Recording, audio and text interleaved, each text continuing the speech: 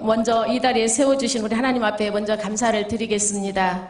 그리고 우리 담임 목사님, 당회원, 모든 성도님들에게 감사를 드리겠습니다. 이제 부족한 저를 통해서 함께 이제 간증을 통해서 은혜를 나눌진데, 이제 하나님께서 지금까지 저희 가정에 하셨던 일을 이제 간증하겠습니다. 왜 저를 그 가정에 보냈으며, 우리 장로님이 예수를 믿기까지 하나님께서 저를 얼마나 훈련시키고 연단 가운데 하나님께서 또 일하셨는지, 그래서 그 연단을 통해서, 시련을 통해서 우리 장로님 예수 믿고 교회 나와서 전도해서 이렇게 축복을 받기까지 이제 함께 은혜를 나누겠습니다. 저는 3대가 기독교 가정에서 7남매 중에 셋째로 태어나서 아주 평범한 가정에서 자랐습니다.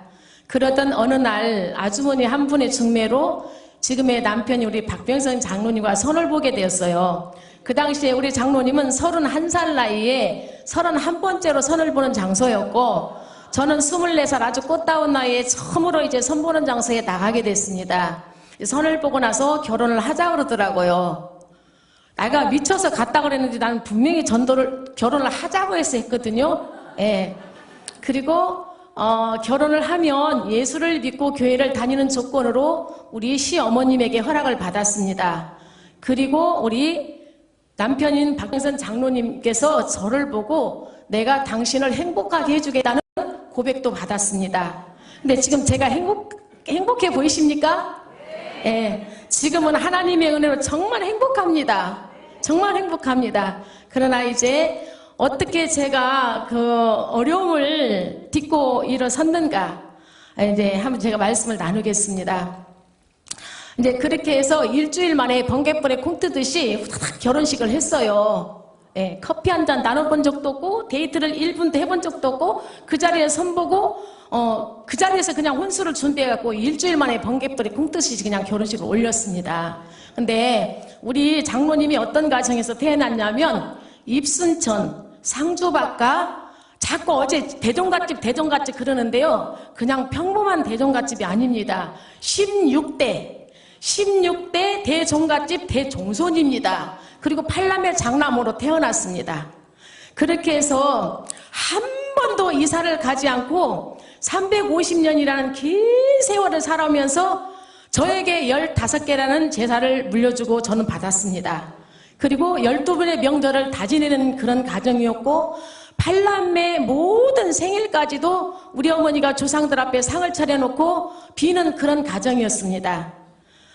그런데 제가 가서 봤을 때 우리 어머니는 조상들 앞에 엄청나게 빌더라고요. 왜냐하면 15번의 제사에다 12번의 명절은 무슨 명절이냐면, 우리는 보통 설명절, 추석명절, 보름명절만 세잖아요. 근데 그 달달에 들어있는 소명절까지도 12번을 다 지내는 거예요. 그렇게 해서 그 많은 식구들 생일까지, 그러면서 한 달에 쌀 한 가마, 보리쌀 한 가마가 부족할 정도로 밥을 해야만 했습니다. 그렇게 해서 기본적으로 한 달에 3번 아니면 4번, 5번을 하는 날도 있어요. 근데 예를 들어서 이제 오늘 저녁에 시아버님이 기일이다, 할아버지 기일이다 그러면 할아버지 상 한 상만 차리는 게 아니고 언제나 명절 때나 제사 때나 생일 때나 5상씩을 차리는 거예요. 그래서 우리 안방에 문을 열고 들어가면 여기 문학계에서부터 더 뒷문학계까지 운목의 상에 딱 이렇게 맞춰지게 상을 차립니다. 그래서 그 어마어마한 일들을 우리 시댁에 들어간 그날부터 하게 됐어요. 그날이 언제냐면 제가 시댁에 처음 들어간 날이 우리 아버님 회갑이었습니다. 근데 제가 시댁에 갔을 때에는 우리 아버님이 4년 전에 소천하고 안 계셨습니다. 근데 이제 우리 아버님도 건강이 안 좋으셔서 그렇게 일찍이 이제 세상을 뜨고 말하셨는데, 그 해가 마치 우리 아버님 회갑연이었대요. 그래서 그날부터 우리 어머니를 따라서 우상숭배를 하고 거기에 절도 하라고 그러고 막 그러시더라고요. 근데 제가 어떤 핑계를 대서도 절은 안 했습니다. 예, 절은 어떤 핑계를 대서도 안 했고, 왜? 우리는 3대가 기독교 가정이기 때문에 절대 우리 십계명에 보면은 하나님의 그 어떤 전도 섬기지 말고 거기에 절하지 마라 그랬잖아요. 그래서 저는 어릴 때부터 철저하게 그런 교육을 받아왔기 때문에 절대 우상 앞에 절해야 된다는 것은 제가 명심을 하고 살았습니다. 그래서 어떤 핑계를 대서도 절은 안 하고 이제 버텼습니다. 그렇게 해서 이제 갔는데 우리 어머니는 조상들 앞에 뭐라고 비는가 제가 봤어요. 그랬더니 조상님 우리 가정이 우리 자손들이 잘 되게 해달라고 그렇게 매번 동일하게 빌더라고요. 근데 제가 이미 가서 봤을 때는 우리 아버님도 일찍이 소천하고 안 계셨고, 그리고 온 집안 식구들이 병원 약국을 내 집처럼 드나들더라고요. 그리고 83살 먹은 할머니가 계셨습니다. 그리고 그 많은 식구들 중에 누가 건강이 가장 안 좋으냐면 우리 남편인 장로님이었습니다. 선볼 때는 눈을 가려서 몰랐어요. 그랬는데 결혼을 해서 딱 살다 보니까 식사를 하고 나면 제대로 일어서지를 않나. 식사를 하면 허리를 빗고 어디다 지탱을 하고 일어서서 허리를 삐뜨리고 이렇게 걸어 다니더라고요. 그리고 매일같이 어제 간증하셨잖아요. 새벽 1시도 좋고 2시도 좋고 3시도 좋고 4시도 좋고 어떨 땐 5시에 들어옵니다. 이렇게 해서 매일같이 술을 드셨고, 그게 결혼하기 전부터 담배는 하루에 2갑 내지 3갑을 피웠던 사람입니다. 그렇게 해서 건강이 다 나빠져가지고 이 신체 부분에 가장 귀중한 간이 안 좋았어요. 네, 술을 너무 많이 먹어가지고. 그래서 아침에 이렇게 이제 식사를 해놓고 이제 얼른 준비하고 출근을 하라고 이렇게 하면은 일어나면서부터 화장실로 달려갑니다. 그러면 여름에 그 장마철에 보면은 날구질라 그러면 개들이 풀을 뜯어먹고 이렇게 막 벚금조차 똥물을 막 이렇게 개워놓잖아요. 마치 그것처럼 이렇게 똥물을 벌컥 개우면서 화장실로 달려갑니다. 그런 것을 보고 제가 있을 수가 없었습니다. 여보, 지금 이럴 때가 아닙니다. 병원에 갑시다. 약국에 갑시다. 한약방에 갑시다. 이렇게 하고 우리 어머니를 모시고 남편을 데리고 이제 이렇게 병원도 다니고 약국을 다닙니다. 그래서 진찰도 하고 진맥도 하다 보면은 의사나 한의사가 동일한 말을 해요. 당신은 죽습니다. 지금부터 당신이 살려거든 직장이고 뭐고 다 때려치고 저기 공기 좋은 데 가서 쉬라는 거예요. 그러면 이제 그렇게 해서 약을 받고 한약을 지어서 그렇게 뒤를 따라오면 진짜 내가 이 남자를 따라 살아야 될까 말아야 될까, 그리고 막 저 모습만 바로 보면 막 그 의사들 말을 생각하면 막 하늘이 무너지는 것 같고 땅이 꺼지는 것 같았습니다. 이렇게 해서 저는 온 식구들 약수발을 하고 병수발을 하면서 이제 생활을 했어요. 근데 약단지를 3개씩 걸어놓고 약을 다릴 때는 10분 간격으로 자다 나와서 약을 이렇게, 지금은 진맥에 해놓고 약을 지어놓고 오면 하루나 이틀 만에 가서 찾아오면 되잖아요. 딱 진공을 해서 딱 먹게끔 나오니까. 근데 그 당시에만 해도 이렇게 화로뿐 아니면 연탄 아궁이에다가 약을 달여야 됐습니다.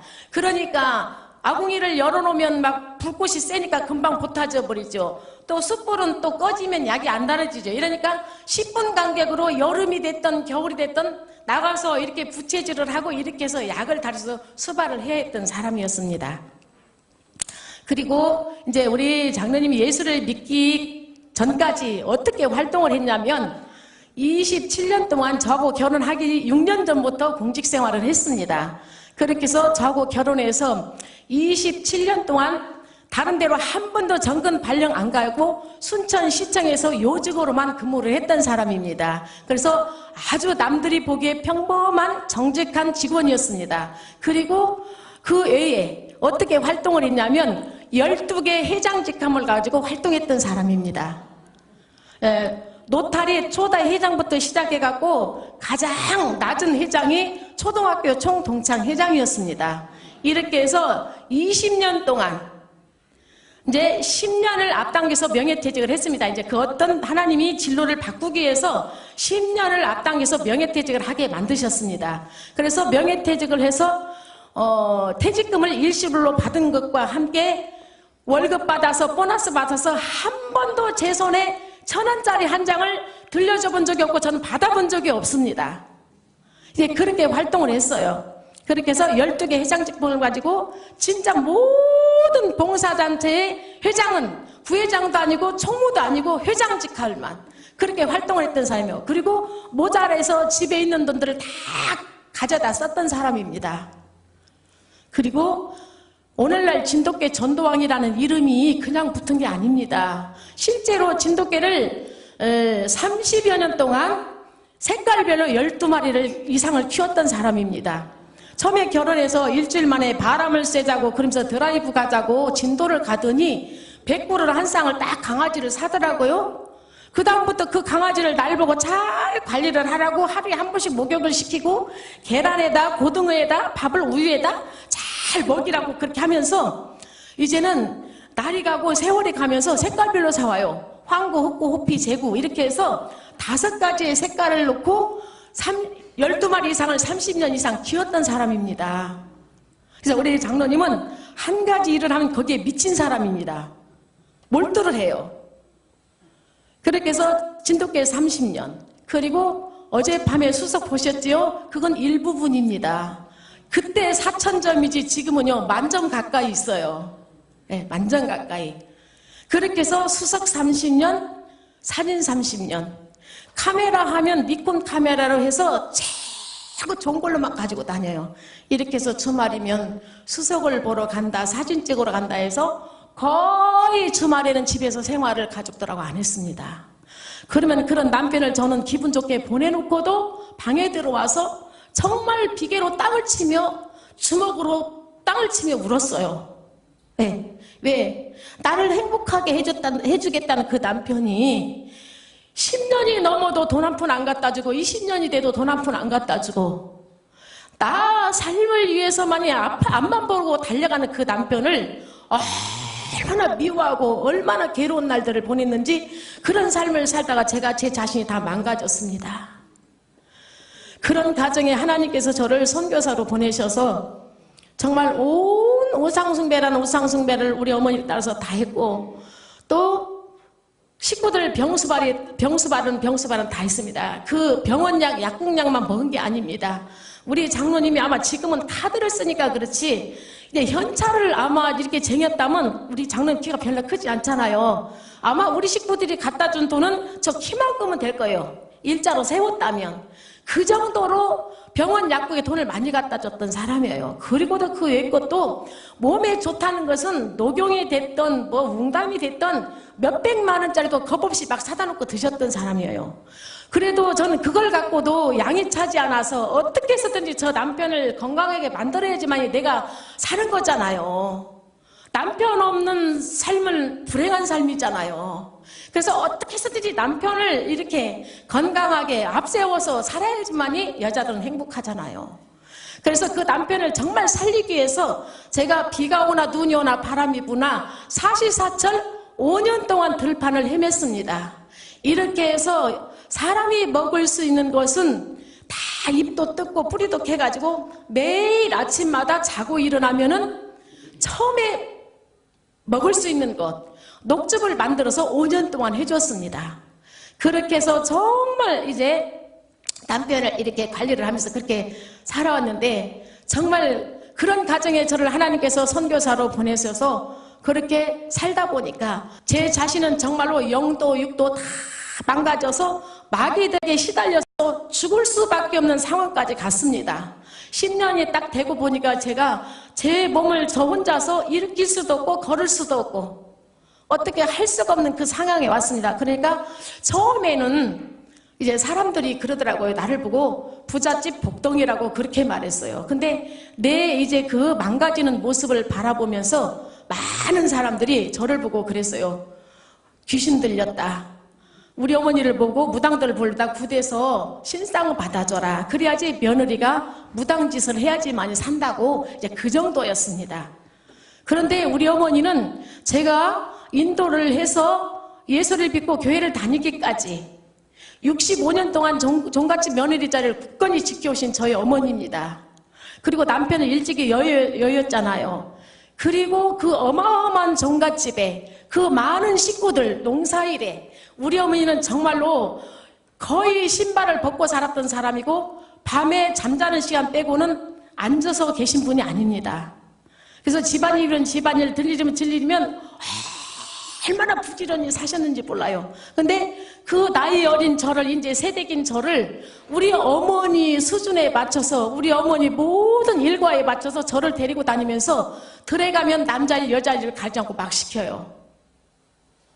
그리고 우리 집 그때는 진짜 완전히 시골이었거든요. 그러면 저희 집 시골 재래식 화장실 앞에는 고모 밖에 싸고 바가지가 있어요. 그래서 농사가 많으니까 수시로 돼지 우리들 치고 이제 그 논에 가서 볕단을 이렇게 여다가 수시로 화장실 똥물을 퍼서 거름에다 이렇게 갖다 붓는 일까지도 그렇게 다 시켰어요. 그래도 제가 한 번도 우리 어머니에게 말대꾸를 안 하고 불평을 안 했던 것은 언젠가 우리 어머니가 이제 나이 들어서 이제 살림을 물러줄 때면 이 모든 것이 내 품 안에서, 내 손아귀에서 내가 누리고 살 거라는 그런 희망 때문에 한 번도 불평을 하지 않았어요. 그렇게 하고 정말 시키면 시킨 대로. 그리고 저 집에 새댁이 들어와서 집안에 큰 소리가 나네? 이 소리를 들으면 절대 안 된다는 걸 명심했습니다. 그렇게 하고 정말 어떤 일이든지 시키는 대로 다 했어요. 근데 그렇게 이제 살면서 제가 이제 딸을 둘이를 낳았어요. 연년생으로. 그런데 남편이 돈을 안 주지, 어머니도 저를 돈을 안 줬습니다. 근데 중간에 저 잘못도 있어요. 그리고 두 분들 관계에는 오해를 한 부분도 있고요. 왜? 우리 장로님이 남편이 그렇게 남들이 부러워하는 정말 좋은 직장에 다니면서 월급 받고 보너스 받고 그래도 집에다 돈을 한 푼도 안 들여주잖아요. 그러니까 월급 타고 보너스 타면 우리 둘이만 쓰는 줄 알고 오해를 받았습니다. 그리고 우리 남편이 생각할 때는 이제 어머니가 집안의 모든 살림을 주관하기 때문에 어머니 손에서 돈을 주어서 쓰겠지, 이렇게 생각을 했습니다. 그래서 저만 공중에 둥 떠 있었죠. 그래서 진짜 돈이 한 푼도 없이 그렇게 살면서 연년상을 나누니까 누군가 둘 중에 하나는 우유를 먹여야 되잖아요. 그래서 제가 논구탱이나 밭구탱이에다가 이제 채소를 갈아서 시장에 다니면서 팔아야 했습니다. 아이들 우유값을 마련하기 위해서요. 매일은 아니지만 채소가 크는 쪽쪽 4개 시장, 5개 시장을 돌아요. 지금도 아직도 우리 순천도 시골이어서 5일장이 있습니다. 그러면 우시장으로, 아래시장으로, 중앙시장으로, 역전시장으로. 근데 아침에 가서 딱 내리면은 자리가 없어요. 막 다리를 못 앉게 하고 막 보따리를 저 툭 던지고 막 툭 밀어내고 막 발로 밀어내고 그러거든요. 그런 서름을 당하면서도 이거를 팔아야지만이 아이 우유값을 할 수 있잖아요. 그러면 매일 파는 것이 아니기 때문에, 지금처럼 채소값이 비싼 것이 아니기 때문에 머리가 자들어지게 두 보따리씩 이고 가도 돈 2,000원이 안 될 때가 있어요. 근데 우유는 한 통에 3,000원, 3,500원이었거든요. 그러면 그것을 팔아서 손에 들고 자릿세 주고 나면은 또 오고 가고 교통비 지하고 나면은 더 작아지잖아요. 그러니까 그걸 손에 우드지고 집을 향해서 가려고 하면은 발걸음이 떨어지지 않을 때가 있어요. 뭐 때문에 그랬냐면은 시장에 가면 그 여자 아이들 옷은 더 예쁘고 더 막 귀엽잖아요. 그러니까 내 손으로 저 옷 한 가지를 사줄 수 없다는 거, 거기에 너무 마음이 아팠어요. 그래서 저는 제 손으로 우리 아이들이 초등학교를 갈 때까지 진짜 모든 용품을 다 나면서부터 받아다가 입히고 그렇게 길렀습니다.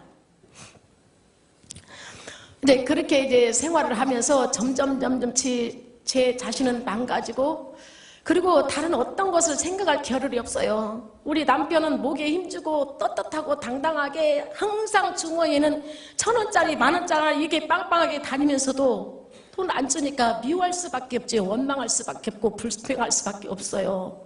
그러니까 저는 지금도 가장 제가 두렵고 무서운 게, 어떤 일을 가지고 원망을 하게 된다든가 불평한다든가 미워하는 그것이 가장 무섭습니다. 왜? 그것 때문에 제가 다 망가져서 죽으려다 살았거든요.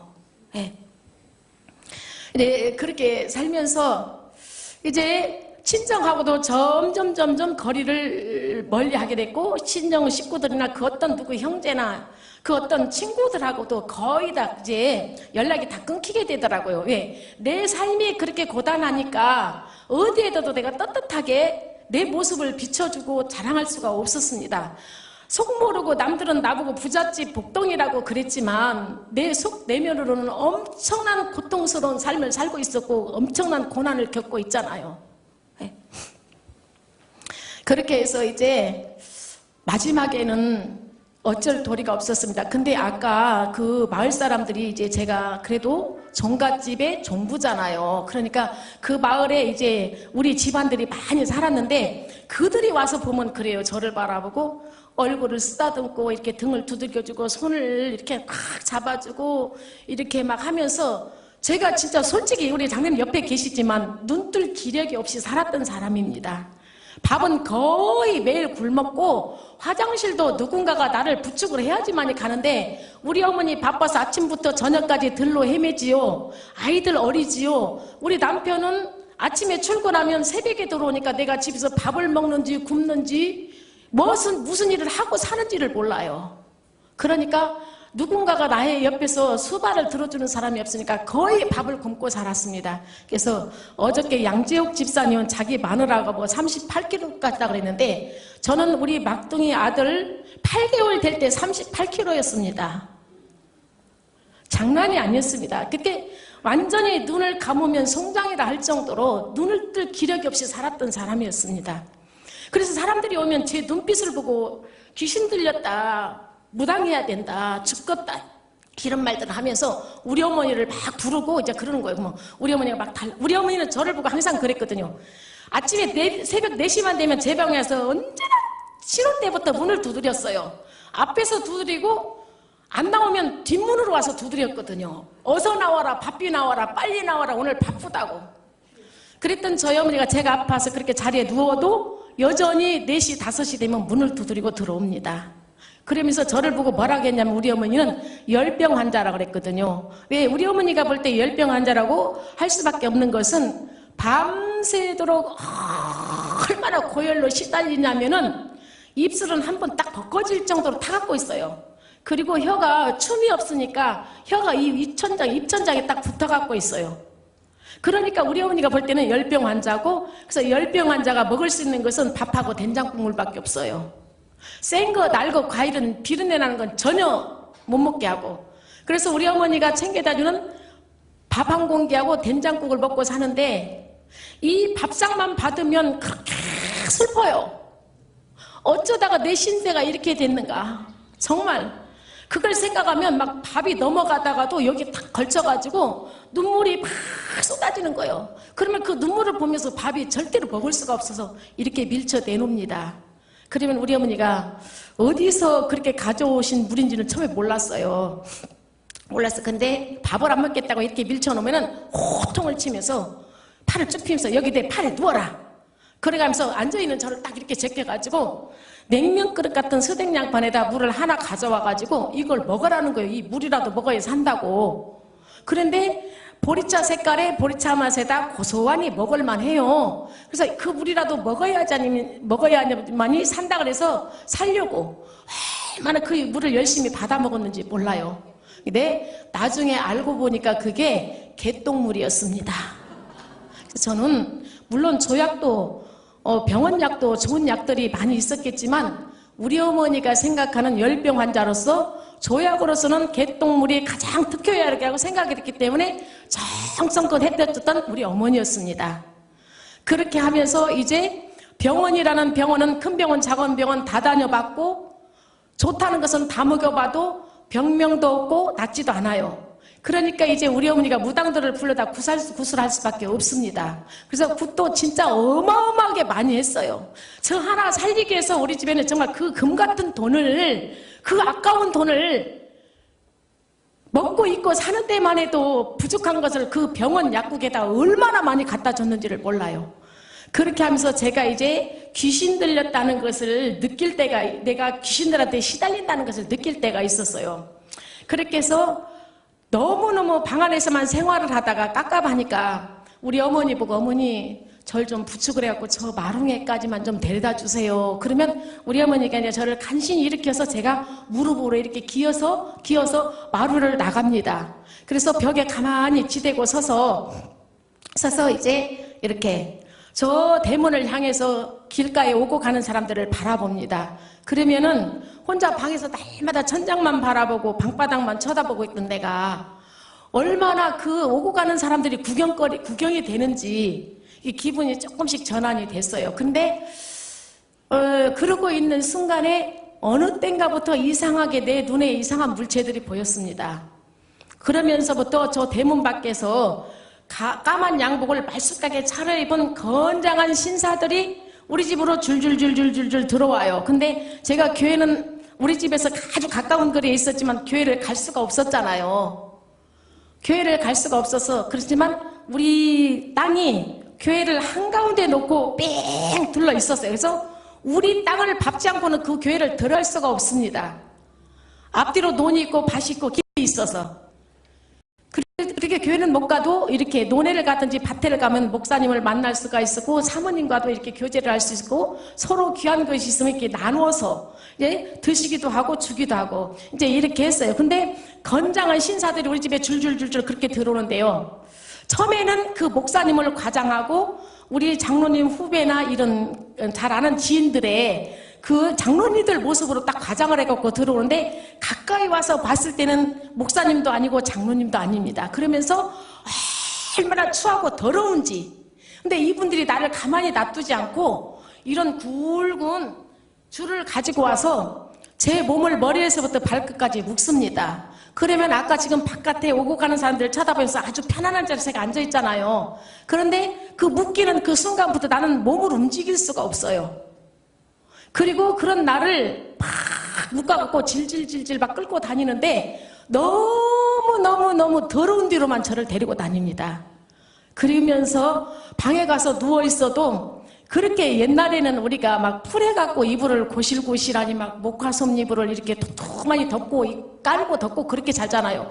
그럼에도 불구하고 그 이불은 항상 이 똥물에 적셔져서 물이 줄줄줄줄 흐르는 그런 이불을 덮고 제가 깔고 있는 거예요. 이거는 정말 말이니까 그렇지 얼마나 괴로운지 말로는 할 수가 없습니다. 그런 고통을 제가 겪으면서 살았는데 이제 우리 친정어머니가 우리는 3대가 기독교 가정이면서 지금도 그 마을에 우리 할아버지 삼형제와 그 마을에 어르신들이 세워놓은 교회가 아직도 있습니다. 100년이 넘었는데 있어요. 네, 우리는 그렇게 살았기 때문에 얼마나 우리 엄마가 주일이면 아주 우리는 어릴 때부터 평소에 입던 옷이지만 항상 주일날 예배드리러 갈 때 입을 옷을 온 식구들 옷을 딱 준비를 합니다. 그렇게 해서 가장 깨끗하게 입고 다니고 절대 양발을 안 신고 쓰리빠 신고 가는 것은 용납이 안 됩니다. 그리고 언제나 생활 속에서 10원짜리가 됐던 1원짜리가 됐던 항상 이렇게 딱 헌금을 준비해놨다가 주일 아침이면 우리 칠남매를 딱 줄 세워서 다 손에 이렇게 헌금을 쥐어서 그렇게 해서 우리는 주일학교 때부터 교회를 다녔고 예수님을 믿었습니다. 예, 예수님을 믿었는데 그렇게 해서 이제 우리 엄마가 우리에게 그렇게 신앙교육을 잘 가르쳤어요. 그래서 이제 우리 엄마가 저를 그런 우상숭배하는 집으로 보냈잖아요. 정갓집으로. 이제 마음이 놓이지 않으니까 늘 수시로 이렇게 전화가 와요. 어제 교회 갔었냐? 어제 주일인데 예배 잘 드렸냐? 어제 수요일 밤인데 기도에 잘 참석했냐? 우리 자녀들은 예수 잘 믿고 기도 생활 똑바로 해야 된다. 신앙 생활 똑바로 해야 된다고. 다른 말은 잘 묻고 잘 사냐 그런 말은 묻지 않았습니다. 그렇게 했는데 저는 10년이 넘도록 교회 문 밖에도 못 가면서도 우리 엄마한테 갔어요, 드렸어요, 했어요. 이렇게 엄마를 따돌렸지만 내 몸 상태를 보고 내가 친정과 거리를 교제를 안 하고 연락을 끊고 사는 걸 보면 나의 상태를 어느 정도 알 수 있잖아요. 그러면서 늘 나중에는 막 야단을 치더라고요. 그래서 너가 말은 안 해도 어느 정도인지 내가 다 짐작을 하고 있다. 그런데 네 병은 절대로 병원에서는 못 고친다. 네 병을 고칠 수 있는 것은 우리 하나님만이 하실 수 있어. 우리 예수님만이 고칠 수 있어. 그러면서 그렇게 흥건히 집에서 누워있지 말고 기도원에라도 가라는 그런 건의를 엄청 많이 해줬어요. 근데 그렇게 우리 어머니가 나를 사랑하고 그렇게 정말 생각해서 해준 말이지만 귀에 들리지도 않고 마음이 열리지 않았습니다. 어떻게 해서든지 저 남편으로부터 나에게 행복하게 해주는 거, 돈 주는 거, 그것만 생각했죠. 근데 어느 날 한순간에 이제 내 마음이 딱 열려지고 고쳐지기 시작했어요. 그래, 우리 엄마 말이 맞다. 이제는 내가 세상에 어떤 의술로도 어떤 약으로도 어떤 병원에서도 내 병을 고칠 수 없고 내 병을 고칠 수 있는 것은 우리 하나님만이 하실 수 있어라는 마음이 딱 들고 결정이 됐습니다. 그래서 하루아침에 제가 식사하는 안방을 찾아갔어요. 그래서 기어서 가서 이제 우리 어머니를 바라보고 우리 남편을 바라보면서 자기들끼리, 저는 언제나 혼자서 외롭게 제 방에서 그 밥 한 공기에 국물 한 그릇을 받아서 이제 먹었던 사람이었습니다. 근데 가니까 가족들이 이렇게 삥 둘러앉아서 식사를 하는데 내가 우리 어머니를 딱 쳐다보면서 우리 남편을 쳐다보면서 그랬어요. 어머니, 저 좀 살려주세요. 저 결혼한 지 10년밖에 안 됐는지 저 이 나이에 죽고 싶지 않습니다. 저 좀 살려주세요. 저 좀 살려주세요. 그렇게 애원을 했습니다. 또 멀뚱멀뚱 쳐다보더라고요. 저 한 달만 시간을 주시면 좋겠네요. 그럼 제가 기도원에 가서 기도하고 나서 갖고 올게요. 그러니까 우리 장로님이 대뜸 하는 말이 뭐라 그러냐면, 야! 그 말 같은 소리를 해라. 어? 기도해갖고 나설 것 같으면 교인들은 왜 죽냐, 목사는 왜 죽냐.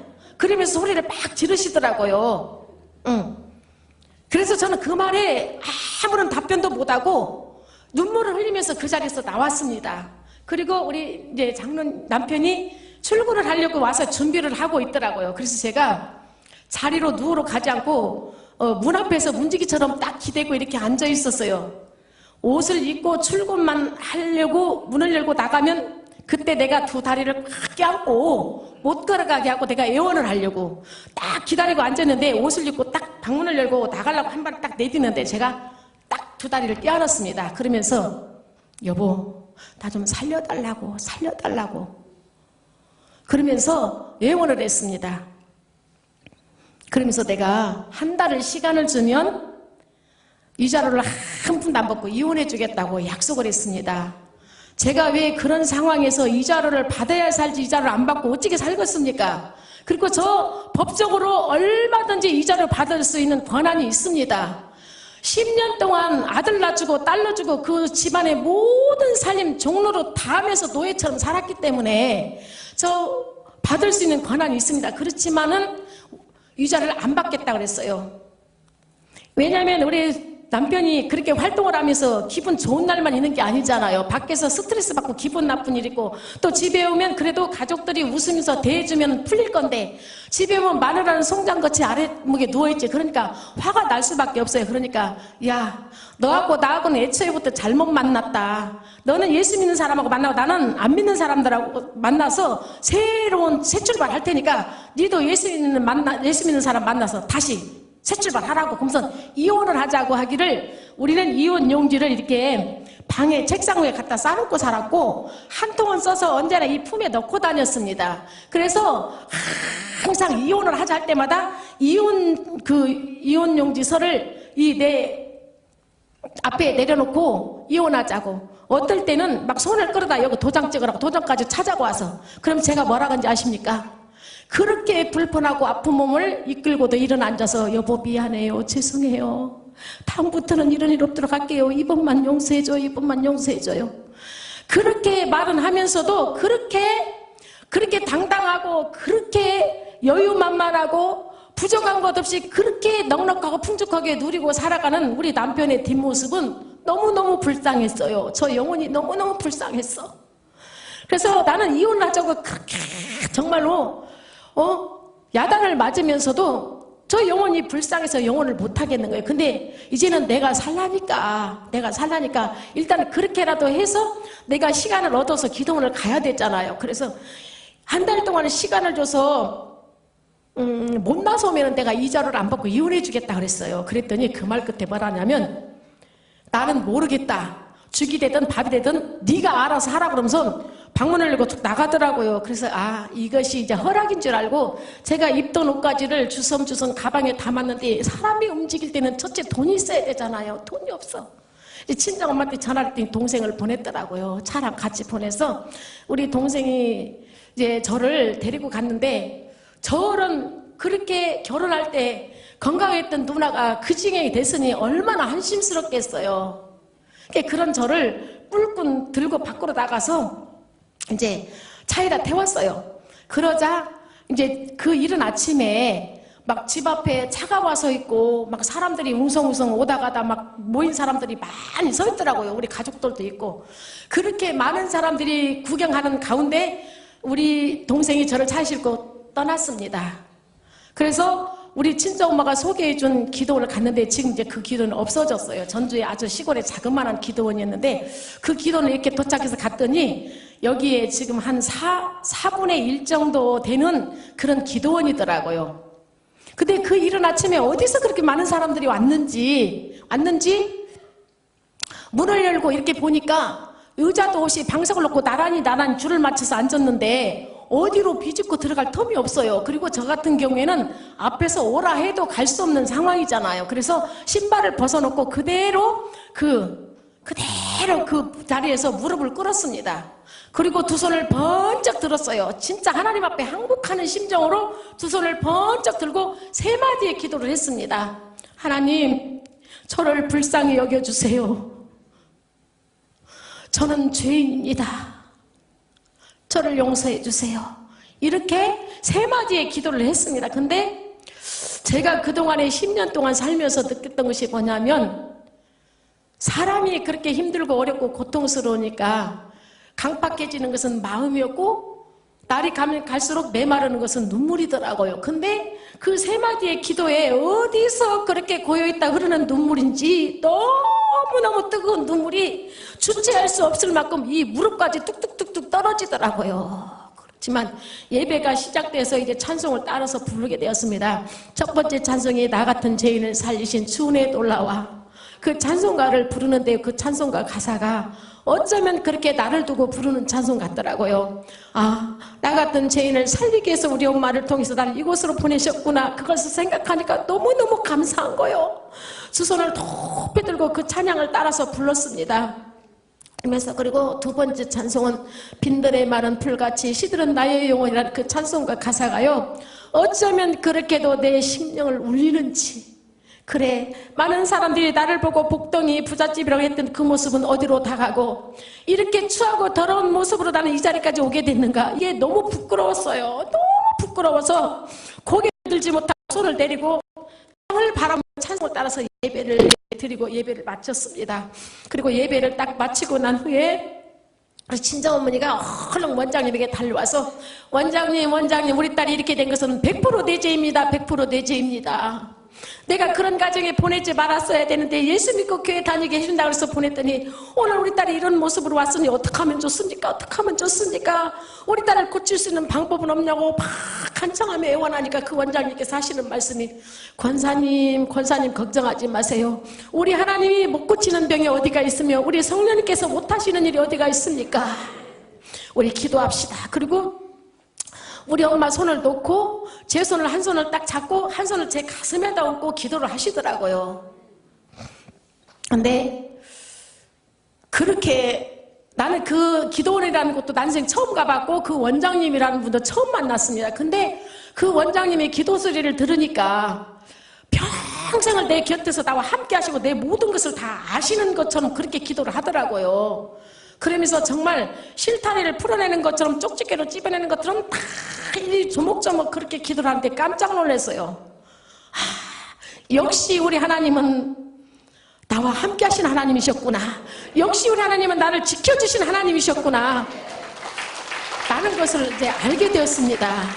그렇게 하고 이제 거기서 예배를 기도를 딱 마치고 원장님 저 여기서 한 달만 좀 있게 해주세요. 그랬더니 원장님이 눈이 동글동글했고 쳐다봐요. 아니 자기 몸도 가누지 못하는 사람이 여기는 보다시피 알다시피 아무 시설도 없는데 어떻게 하겠다는 거냐. 그래서 아니 원장님 저기 한쪽 뒤에 구탱이에 저 이불 하나 깔고 저 누울 자리만 좀 주세요. 그랬어요. 그래도 안 된다는 거예요. 근데 거기가 어떤 기도원이냐면은 그 원장님 그 자리가 기도원 자리가 슈퍼 가게 하던 자리였습니다. 근데 그 남편이 술주정뱅이였어요. 그래서 매일 치고받고 싸우고 두드리고 던지고 깨고 그렇게 싸울 때마다 이 원장님이 갈 데가 없잖아요. 그게 시골 교회 저녁마다 가서 철회하고 기도하고 울다가 이제 능력받고 성령받아서 그 기도원을 이제 시작한 기도원이더라고요. 그래서 아무 시설이 없었어요. 그래서 이제 거기서 그렇게 말하니까 그러면 본인이 그렇게 정원이라면 있으라고 그렇게 허락을 해주셔서 아멘하고 이제 거기서 있게 됐어요. 그래서 있으려면 화장실은 도대체 어디가 있고 저기 세면대는 어디가 있고 뭘 어디가 있는지는 알아야 되잖아요. 기어다닐지라도.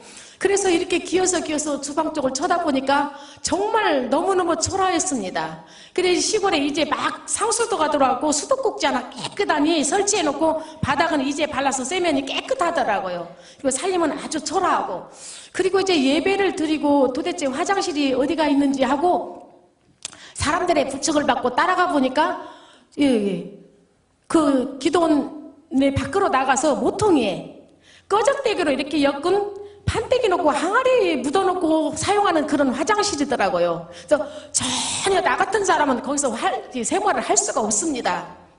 그럼에도 남편과 약속 때문에 이제 거기서 이제 생활을 하게 됐어요. 그러면서부터 집이 됐든 남편이 됐든 어떤 누구 형제에게도 전화 한 통, 편지 한 통을 안 했습니다. 나에게 주어진 시간이 이제 한 달밖에 없다. 내가 사냐 죽냐 이혼을 하나 안 하냐, 이것은 나에게 주어진 시간이 한 달밖에 없으니까 이 한 달 만에 내가 하나님과의 내 문제를 해결하지 않으면 나는 살 수도 없고 죽을 수도 없고 이혼해야 된다. 이것 때문에 정말 온 힘을 정성을 다 들여서 이제 예배를 맨날 이제 시간 참여를 하게 됐어요. 그래서 예배 시간이 되면 9시 반부터 이제 사람들이 모이기 시작합니다. 이제 원근각지에서 막 오니까 9시 반부터 이제 모여서 예배를 드리는데 하루에 오전 예배, 오후 예배, 하루에 예배만 2번씩 드렸어요. 그러면 이 사람들이 오기 시작하면 나는 이 강대상 중앙 자리를 뺏기지 않으려고 저 뒤에 있다가 기어서 딱 이 중앙 자리에 와서 앉습니다. 그러면 예배를 드리면 두 손을 높이 들어요. 내가 들고 싶어서 드는 것이 아니라 스스로 그렇게 손이 들어지더라고요. 그렇게 해서 예배를 1시간을 드리든 2시간을 드리든 이 팔이 내려오지도 않고 아프지도 않아요. 그렇게 하고 예배를 딱 마치고 나면은 몸은 온 불덩어리가 돼갖고 땀으로 젖어서 짤 정도고, 그리고 앞뒤 좌우에 함께 예배 드렸던 그분들의 모습을 보면 이 예배에 통틀어서 은혜를 저 혼자 다 받은 것 같아요. 네. 그렇게 해서 이제 예배를 시간 드리는데, 이제는 그전에는 원망하고 불평하고 미워하고 그랬던 내가 이제 하나님 앞에 묻는 기도를 하기 시작했어요. 하나님, 나 같은 이렇게 부족하고 못난 사람, 아는 것도 가진 것도 없는 나를 왜 이런 가정에 보냈습니까? 도대체 하나님께서 나를 이 가정에 보내신 뜻이 무엇입니까? 하나님 가르쳐 주세요. 말씀해 주세요. 그리고 내가 지고 가야 할 십자가가 있다면 하나님 가르쳐 주세요. 이렇게 하나님 앞에 물어가면서 기도를 했습니다. 그렇게 하고 시간 예배를 드리는 가운데 어느 날 하나님께서 너무나도 똑똑하고 분명하게 말씀을 저에게 주셨습니다. 주 예수를 믿어라. 그리하면 너와 내 집이 구원을 얻으리라고 그 말씀을 주셨습니다.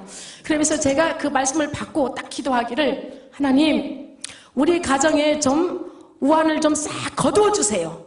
그리고 제 병을 좀 고쳐주세요. 그러면 제가 병원에 갖다 주고 약국에 갖다 주는 분들을 평생 하나님 앞에 감사하며 살겠습니다.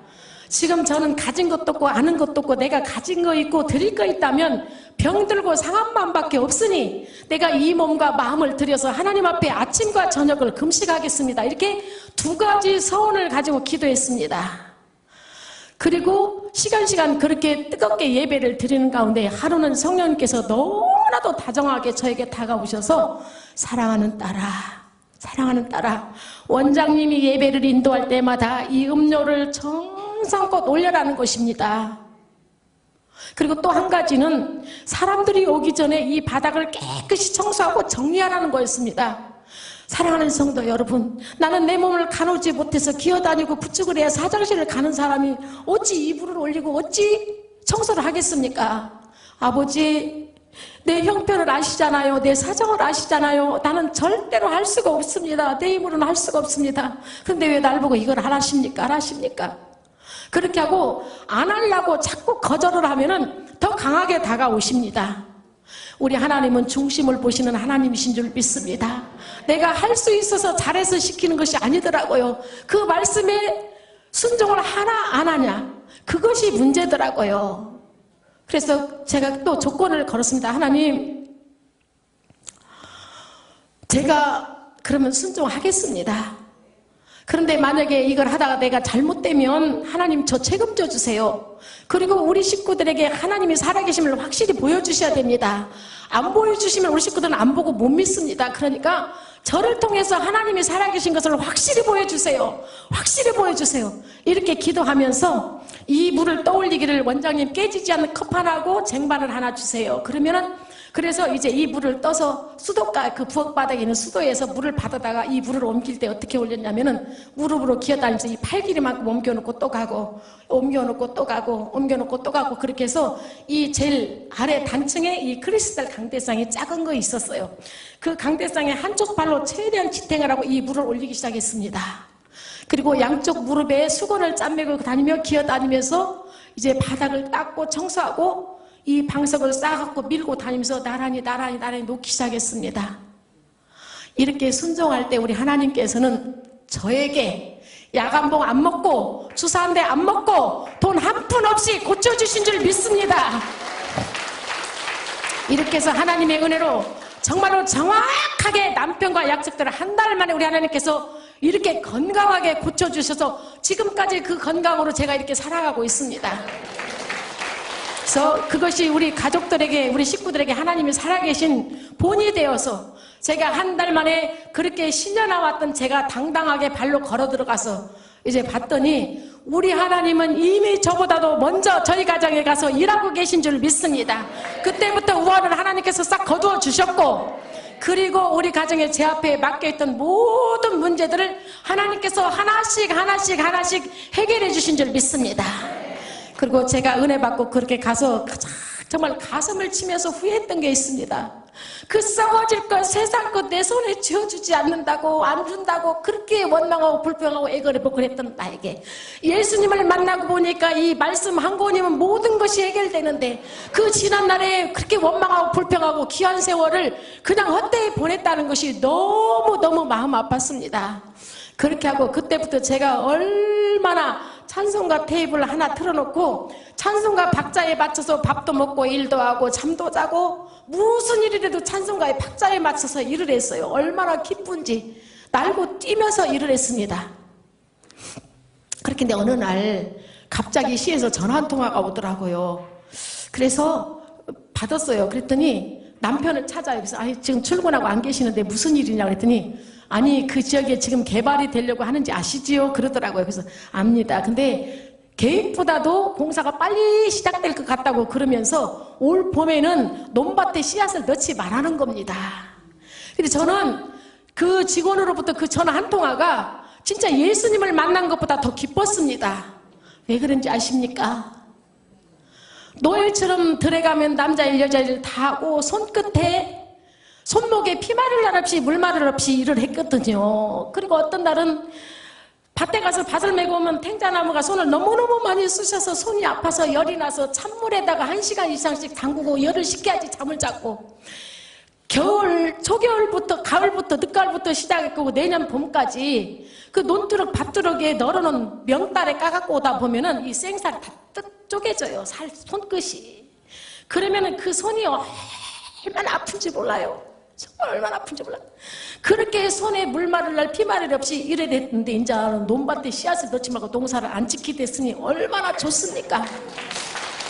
그러면 이제 이 많은 시간들을 어디에다 활용을 해야 될까요? 그러면서 내 머릿속에 순간 또 그러면 이 많은 시간들을 내가 어디다 쓰지? 그래도 우리가 작은 건물이라도 상가라도 있으니까 내가 장사를 해볼까? 내가 식당이라도 해갖고 돈을 벌어서 나도 한번 멋있게 살아볼까? 이런 생각이 순간 들었어요. 이건 아니지. 그리고 생각을 바꿨습니다. 그렇게 하고 이제부터 남편을 출근시키고 아이들을 학교를 보내고 나면 내가 오전에 집에서 할 일이 청소하고 밥하고 빨래하는 일입니다. 청소하고 설거지하고 빨래하는 일이잖아요. 그러면 이 일을 시간을 정해놓고 해야 되겠다. 그러면서 10시까지 어떠한 일이 있어도 이 세 가지를 딱 해놓고 내가 예배드리는데 지장을 안 받게끔.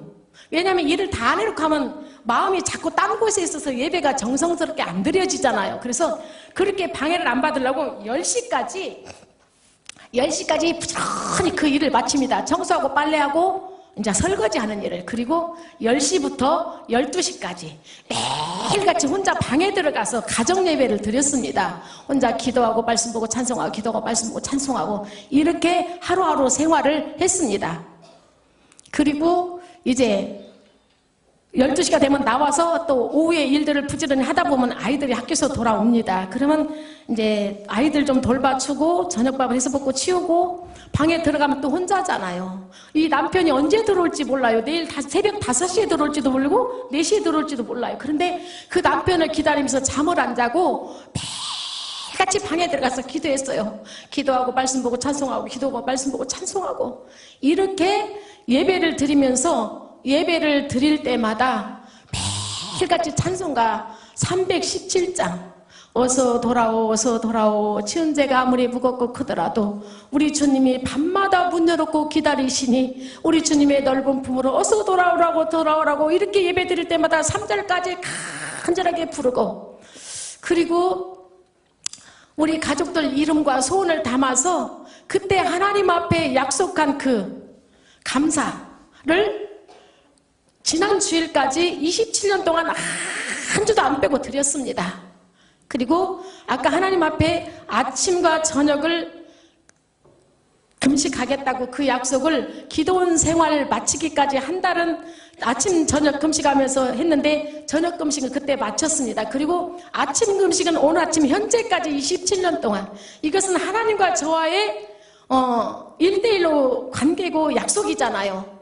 그리고 아침 금식을 이렇게 하는 것은 내 자아를 죽이기 위해서, 내가 살아나면 안 되잖아요. 어쨌든 하루 한 끼 금식이라고 해서 내 자아를 죽이고 내 안에 하나님이 성령님이 계셔야 되기 때문에 내가 이 세상을 이기고 모든 유혹을 뿌리칠 수 있잖아요. 그래서 그것 때문에 지금까지도 하고 있는 건데 언제까지 할지는 모르겠어요. 근데 지금까지 그 일을 하면서 우리 6 식구들의 이름을 다 정말 담아서 소원을 담아서 진짜 20년 동안 남편이 돈 1,000원짜리 한 장도 제 손에 안 줬지만 그 감사를 한 주도 빼먹지 않고 할 수 있도록 제 손에게 하나님께서 물질을 축복하신 줄 믿습니다.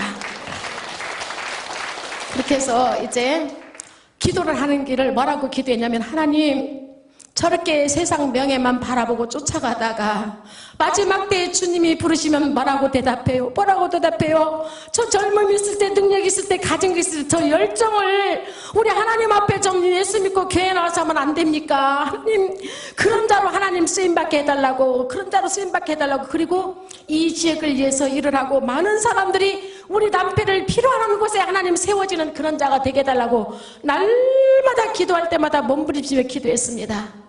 그렇게 하고 이제 남편이 제가 그렇게 정말 죽은 듯이 살아도요, 작은 시대에도 예수 믿는 것이, 교회 다니는 것이 그 말이 먼저 나옵니다. 그런 소리를 들어가면서도 저는 그랬어요. 야단을 뜯고 막 어떨 때는 싸우기도 하면서도 그래도 나는 다시 태어나도 당신이요, 나는 당신은 하늘이요, 나에게는 하늘이요, 나는 다시 태어나도 당신을 따라 살 거야, 이런 말을 하면서도요 그렇게 살았습니다. 근데 그 말 가지고는 안 되겠더라고요. 이제 뭔가 내가 예수님을 믿는 사람답게, 교회를 다니는 사람답게 진짜 행함으로 이제 좀 보여줘야 되겠다, 그렇게 생각하던 끝에 이제 남편이 아무리 늦게 들어와도 불평하지 않고, 여기 계신 분 중에 남편이 세상적으로 사는데 새벽 1시까지, 2시까지, 3시까지, 4시까지 안 들어오는데 마음 편하게 주무시는 분 계십니까? 그 남편이 내 눈앞에 나타나기까지는 별 생각이 다 스치고 지나가잖아요. 그러면 그 기다리는 내가 마음고생이 심했고 내가 힘들졌지, 밖에서 마음껏 일하고 오는 사람은, 놀고 오는 사람은 아니잖아요. 그럼에도 그런 남편을 맞이하면서 이제 오시냐고 그러면서 발 씻겨주는 일을 시작했습니다. 발을 씻겨주는데 이제 좀 날씨가 춥고 싸늘할 때는 미지근한 물을 연탄 아궁이나 아니면 설거지하고 들어갈 때 아궁이에다 불을 하나 넣어놓고 가면 물이 따뜻하니 있잖아요. 그러면 그 물로 씻겨주고, 여름이면 시원한 지하수를 틀어서 씻겨주는데 그냥 씻겨주는 게 아니었습니다. 손은 움직이고 마음으로 기도하고 그러면서 정말 발가락에다 10손가락을 넣어서 발을 돌려가면서 안마를 해줘가면서 발을 씻겨줬어요. 그리고 빨리 마른 수건으로 닦아주면서 방에로 따라 들어가가지고, 여보 피곤하지요? 제가 안마해드릴게요. 그래서 내 몸도 불편하잖아요. 그래, 안마해줄게요. 그러면서 이제 반드시 누우세요. 바로 누우세요. 이렇게 했어요. 그래갖고 배 위에 손이 지나갈 때나 등어리 위에 손이 지나갈 때면 믿음으로 기도했습니다. 나를 고쳐주신 하나님, 나를 치료해주신 하나님, 우리 남편도 치료해달라는 그런 간절한 마음으로 기도하기를, 하나님 아버지, 우리 남편이 몸속에, 뱃속에 나쁜 노폐물들은 용변, 소변, 땀으로 싹 제거시켜 주시고 모든 기능과 세포가 살아서 일평생 살아가는데 건강 때문에 염려하지 않도록 하나님 치료해달라고 믿음으로 기도했더니 우리 남편 그렇게 지방간이 되어서 그렇게 의사가 쉬라고 그러고 직장까지도 그만두라 했잖아요. 살려면 술, 담배 끊으라 했잖아요. 그 간을 하나님께서 깨끗하게 치료해 주신 줄 믿습니다. 식사를 하고 나면은 제대로 서지를 못해서 손을 잡고 엉덩이를 한쪽으로 내밀면서 이렇게 걸어다녔던 그런 허리를 깨끗하게 치료해 주신 줄 믿습니다. 지금 허리 삐뚤이고 안 걷잖아요. 우리 하나님께서 그렇게 고쳐주심으로 우리 가정에 하나씩 살아계심을 확실하게 보여주셨습니다. 이제 그렇게 해서 이제 남편을 치료해 가면서 그렇게 기도를 하면서 이제 하나님께서 제 마음속에 감동을 주는 대로 이제 금식을 하는 겁니다. 3일도 하다, 일주일도 하다, 열흘도 하다 주시는 대로예요. 그리고 매일 아침마다 금식을 하면서 해가 바뀌면 1일부터 3일까지 꼭 이렇게 금식을 했어요. 이 한 해를 우리 가정을 위해서, 우리 가족들을 위해서 제가 하나님 아버지 헌신하겠습니다. 희생하겠습니다. 그런 마음으로 이제 꼭 기도를 합니다. 그렇게 해서 15개의 제사를 하나님께서 깨끗하게 정리해 주신 줄 믿습니다.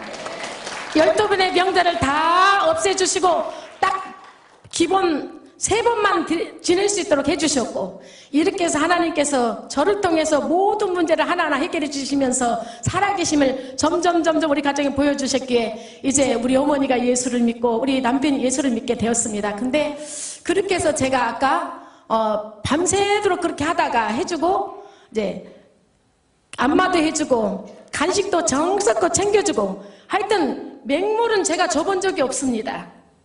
그 안에 효소를 한 방울 타도 꿀을 한 방울 타도 콕 저어서 딱 마시라고 주고 나가고, 작은 양의 과일이라도 항상 딱 깎으면 찍어서 입에 넣어주고, 이렇게 해서 해주고 내일 아침에 신고 갈 구두를 딱 닦아서 돌려놓고, 이제 저는 곁에서 잠을 자는 게 아니라 아까 예배 장로님이 오기 전, 남편이 들어오기 전까지 예배를 드리던 청경책을 살짝 덮여서 들어오는 이제 소리가 들리면 빨리 감춰야 됩니다. 그걸 보다가 들키면, 야, 그걸 보면 밥이 나오냐, 죽이 나냐, 신문을 봐라, 잡지를 봐라, 온갖 핍박을 다 합니다. 그럼 제가 어떨 때는 뭐라고 하는지 아십니까? 여보, 실수는 제가 했습니다. 나 때문에 예수님 욕먹네. 너무 싫었어요. 실수는 제가 했습니다. 예수님 욕하지 마세요. 핍박하지 마세요. 저를 욕하세요. 저를 때리세요. 이렇게 했어요. 그러면 그렇게 다 해주고 이제 이 아까 감춰놓던 성경책 가방을 살짝 밖으로 안 보이게 갖고 나와서 그때 어디로 가는지 아십니까? 새벽 기도를 갑니다.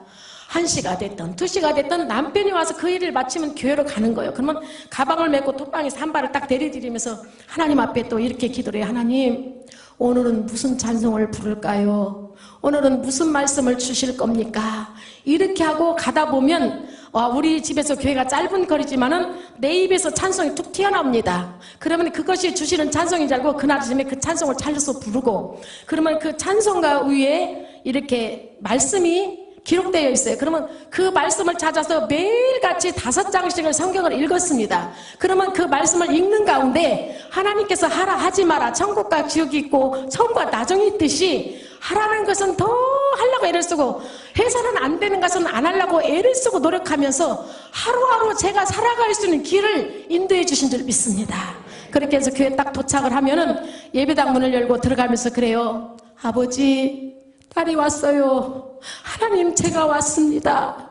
이렇게 하고 문을 열고 들어가면은 문 뒤에서 불덩어리를 가지고 있다 나를 반겨주는 그런 느낌을 늘 받으면서 강대상 앞으로 갑니다. 그러면 여전히 그때도 두 손을 높이 들고 무릎을 꿇고 그 싸늘하고 캄캄한 예배당 안에 아무도 없는 그곳에 성령님과 저하고 이제 둘이서 이제 기도 시간을 갖는 겁니다. 왜 제가 그렇게 아무도 없을 때 이런 새벽에 교회를 찾은지 아십니까? 나는 하나님과 나와의 단둘이만이 독대를 하고 싶었어요. 원 없이 한없이 부르짖고 기도하고 싶어서 그렇게 이런 시간에 가는 겁니다. 그렇게 해서 한참 정말 수십 번의 신앙 고백을 합니다. 나 같은 죄인을 살려주신 하나님 감사합니다. 병들어 죽게 된 저를 살려주시고 고쳐주셔서 감사합니다. 이제는 내가 예수님만 믿고 살겠습니다. 말씀대로 순종하며 살겠습니다. 신앙 고백을 수십 번씩 하면서도 사람인지라 그 캄캄한 예배당에 쓰라는 예배당에 바닥에서 마룻바닥이기 때문에 바닥에서 이 찬바람이 솔솔솔 올라옵니다. 그렇게 하다 보면은 이제 또 나도 모르게 남편이 조금 불평이 돼요. 아버지, 어떤 사람은 저렇게 마음대로 원 없이 한없이 먹고 쓰고 입고 자고 해도 잘 사는데 나는 이게 뭡니까? 나는 이게 뭡니까? 나는 언제까지 이렇게 해야 됩니까? 라고 막 항의를 하다가 생각하면 순간 또 이건 아니지. 이건 내가 잘못하는 거야. 그러면서 또 마음을 바꿔요. 하나님, 저 주님 가신 길을 똑바로 보고 싶습니다. 주님이 걸으신 길 저도 똑바로 걷고 싶습니다. 하나님 저를 도와주세요. 저를 도와주세요. 그렇게 기도를 하다 보면 내 앞에 산더미 같은 문제들이 있었잖아요. 아까 제사 문제며 자녀들 문제며 가정 문제, 가족들 구원 문제, 이 엄청난 사건들을 놓고 보면은 진짜 내 힘으로 한 가지도 해결할 수 있는 길이 없습니다. 그렇게 해서 기도하기를, 하나님, 내가 배 아파 난 3남매가 있습니다. 근데 남편으로부터 정말 돈 한 푼 못 받고 이렇게 키우는데 남들이 다 보내는 유치원도 못 보내받고 학원을 못 보낼지라도 부모로서 대학까지 졸업을 시킨다면 세상적으로 돈 벌러 보내지 않을게요. 세상적으로 돈 벌러 보내지 않겠습니다. 대신 하나님 앞에 가장 아름다운 모습들로 봉사하는 자들로 키워주세요. 봉사하는 자들로 되게 해주세요.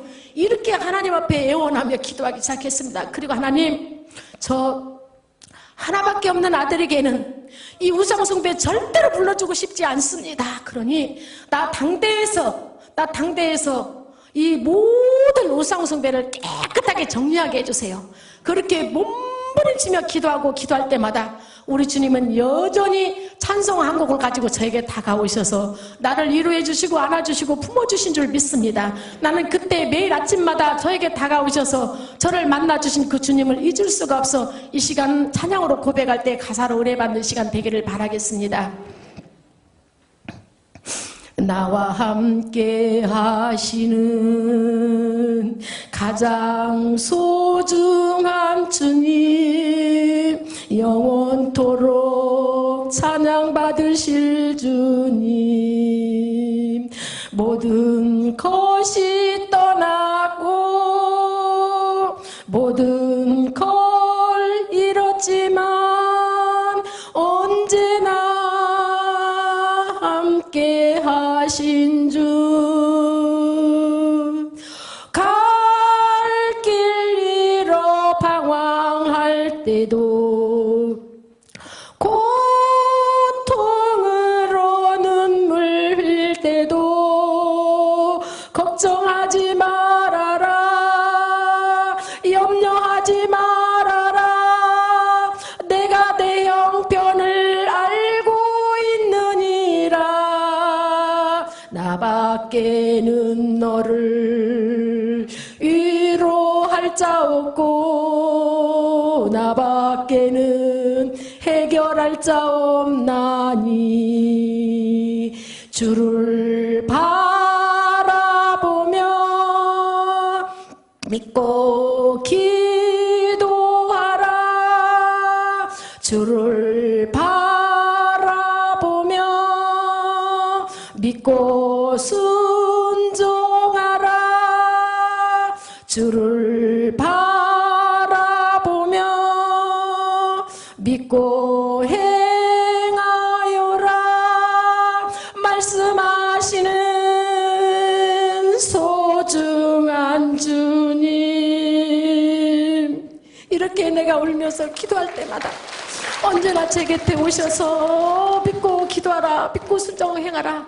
내가 네 형편을 다 알고 있다. 그러나 나밖에는 해결할 자 없으니 그렇게 믿고 기도하고 순종하라 하셨습니다. 그런데요, 그렇게 하는 가운데 환상의 두 카드가 탁탁 지나가는데요, 너무나도 선명하고 확실하고 분명하게 저 뒤에 있는 저 모니터보다 조금 더 큰 환상이 탁탁 두 카드가 지나가는데요, 하나는 우리 어머니가 예쁜 깔깔이 옷이 그때 처음 나왔을 때예요.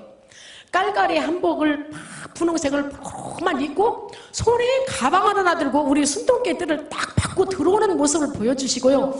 하나는 우리 장로님이 절대로 기도 자꾸 외소하기 때문에 저렇게 정장을 안 입었습니다. 언제나 콤비로 옷을 입었는데 그날따라 환상해 보인 모습은 딱 까만 양복을 말쓱하게 차려입고 길이 5개가 딱 선명하게 있는데 그 길을 어딘가 딱 선택해서 가야 되는 길을 못 찾으니까 막 뺑뺑이를 돌고 있는 모습을 보였는데 손에 우리 장로님이 오늘 그 가방을 들고 오셨는지 모르겠네요. 손에 딱 그 밤색 가방을 들었더라고요. 환상에. 근데 내가 시키지도 않고 사주지도 않았는데 예수 믿고 하나님 저 빈자리 채우겠다고 기도하고 다음에 가서 가방을 사왔는데 그 환상에 보여주는 가방을 사갖고 들고 오신 거예요. 우리 장로님이. 네. 그렇게 해서 그 환상을 딱 보고 나면서 언젠가는 내가 이들을 위해서 하던 기도를 멈추지 않고 끝까지 한다면 우리 남편도 우리 어머니도 예수 믿고 교회 나온 날이 있겠구나라는 확신이 들었습니다. 그런데 그것보다도 더 신기하고 놀라운 것은요, 밤이나 낮이나 밥을 먹을 때나 잠을 잘 때나 매일같이 내 이 심령 속에서 찬송이 막 이렇게 샘솟듯이 솟아나는 거예요. 절제를 하려고 해도 안 되고 맨날 며칠 자면서 도는 거예요. 그래서 이 기쁜 소식을 온 세상 전하세, 큰 환난 고통을 당하는 자에게 네가 매일 이 순례길을 걸으면 내가 너와 함께 하겠다, 내가 너를 도와주겠다, 성령 받으라, 성령 받으라, 성령 받으라, 성령 받으라, 나를 확 밀어 올리는 느낌을 받았습니다. 그때부터 내가 우리 가족들을 자신 있게 전도하기 시작했습니다. 왜? 저는 신학을 공부 안 했습니다. 성경을 안 배웠습니다. 한 달 동안 기도하는 생활 가운데 나를 만나주신 그 하나님 예수님을 전하기 시작했습니다. 고모, 어머니, 삼촌, 형님들, 예수 믿으세요, 예수 믿으세요. 나를 고쳐주려고 그 엄청난 돈들을 병원에 갖다 주고 약국에 갖다 주고 여기저기 그렇게 많이 갖다 줬지만 나를 고치지 못했잖아요. 나를 낫게 못했습니다. 그러나 나는 돈 한 푼 안 드리고 약 한 번 안 먹고 주사 한 대 안 맞고 우리 하나님의 은혜를 이렇게 고침을 받았습니다. 이 좋은 예수님을 안 믿으실랍니까? 이 좋은 하나님을 안 믿으실랍니까? 이렇게 날마다 가족들을 설득시켰습니다. 그렇게 해서 한 사람 해서 우리 자녀들은 물론이고 우리 형제들까지도 지금은 8남매가 이제 한 분은 이제 전국에 가셨습니다. 네, 남아있는 모든 식구들이 지금 다 예수님 믿고 각자 자기들이 섬기는 교회에서 누구보다도 충성하고 봉사하는 일꾼들이 다 된 줄 믿습니다. 이렇게 해서 이제 우리 어머니를 이제 예수 믿게 해야 할 수밖에 없는 그런 상황이 있는데 하나님이 이미 우리 어머니에게도 오래전부터 건강을 통해서 예수를 믿어야만이 할 수 있는데 깨닫지 못해서 못 믿었던데 하루는 내가 그렇게 곧 죽을 사람이었잖아요. 그런 사람이 저렇게 나서서 예수 믿고 좋다고 저렇게 뛰고 댕기니 얼마나 부러웠겠어요. 근데 우리 어머니를 제가 59살의 시어머니로 모셨습니다. 아주 젊은 나이에. 그렇게 해서 97세까지 한 집에서 계속 살았어요, 저하고. 네.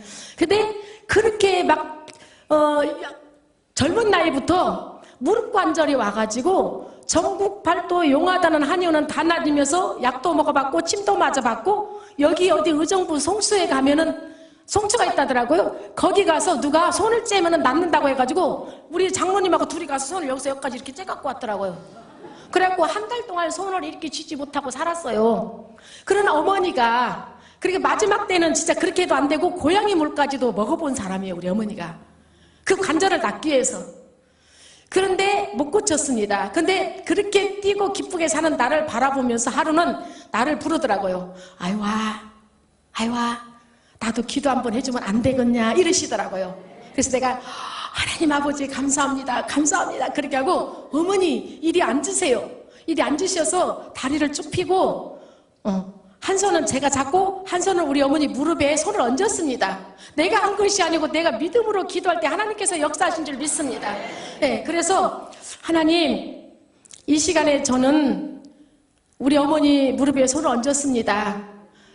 저는 주님의 도구로만 쓰시고 이 시간 성령께서 함께 하사 우리 어머니 무릎에 성령의 광선을 넣어주세요. 성령의 광선을 미쳐주세요. 그리고 우리 어머니 막혔던 혈관이 다 열려서 그 안에는 예수님의 피, 거룩한 피만 흐르게 해주세요. 이렇게 정말 믿음으로 기도할 때 우리 하나님께서 우리 어머니 다리를 고쳐주신 줄 믿습니다. 저기 우리 장로님이 두 눈을 버럭게 떠고 옆에서 목격하신 분입니다. 그럴 때마다 퍼런 붕이 올라오면서 일주일쯤 되면 싹 가시고 해서 우리 어머니 무릎 관절이 깨끗이 낫고 고침을 받았습니다.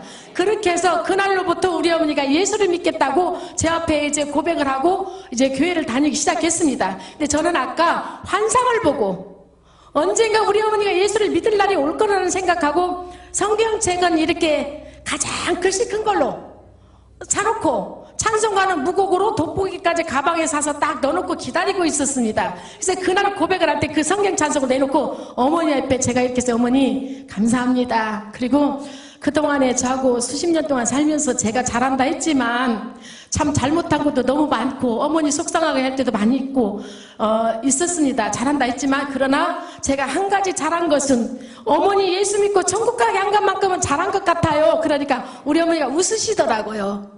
예, 그렇게 해서 그날부터 우리 어머니가 저녁에 집에서 잠을 안 주무시고 매일같이 철야 기도를 가십니다. 저녁만 잡수면.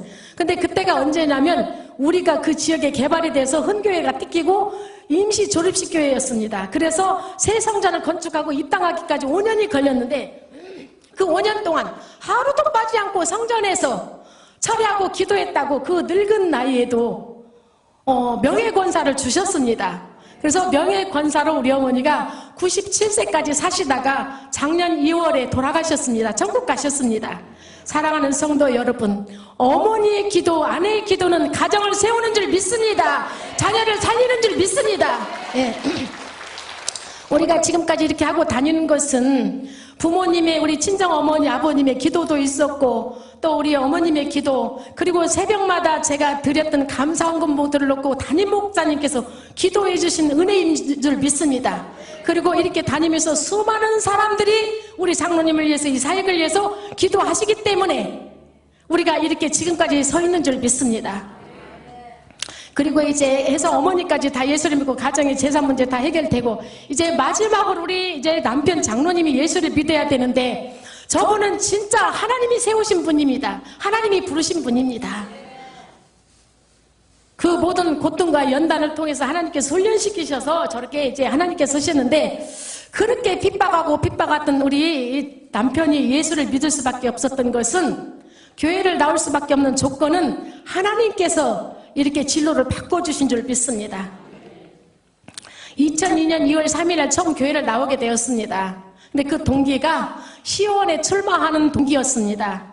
그래서 제가 하루는 점심 잡수러 오셨는데 자기 시의원에 출마하겠다는 거예요. 아니 이제 선거 기간이 4개월밖에 남지 않았습니다. 다른 사람들은 몇 년씩 운동을 해야 되잖아요. 이제 4개월밖에 남지 않은 것이 왜 그랬냐면은 그 지역 주민들로부터 우리 남편을 보고 계속 시의원에 출마해줘라는 추대를 받았어요. 근데 자기도 가고 싶은 마음이 없었고 나도 절대로 그 길은 가지 말아 했어요. 왜? 지금까지는 직장생활 하면서 월급 받고 보너스 받아서 자기 써도 모자랐는데 이제 그런 것이 없이 거기는 완전히 이제 무보수로 봉사하는 일이잖아요. 그러면 100% 우리 돈을 쓰면서 해야 됩니다.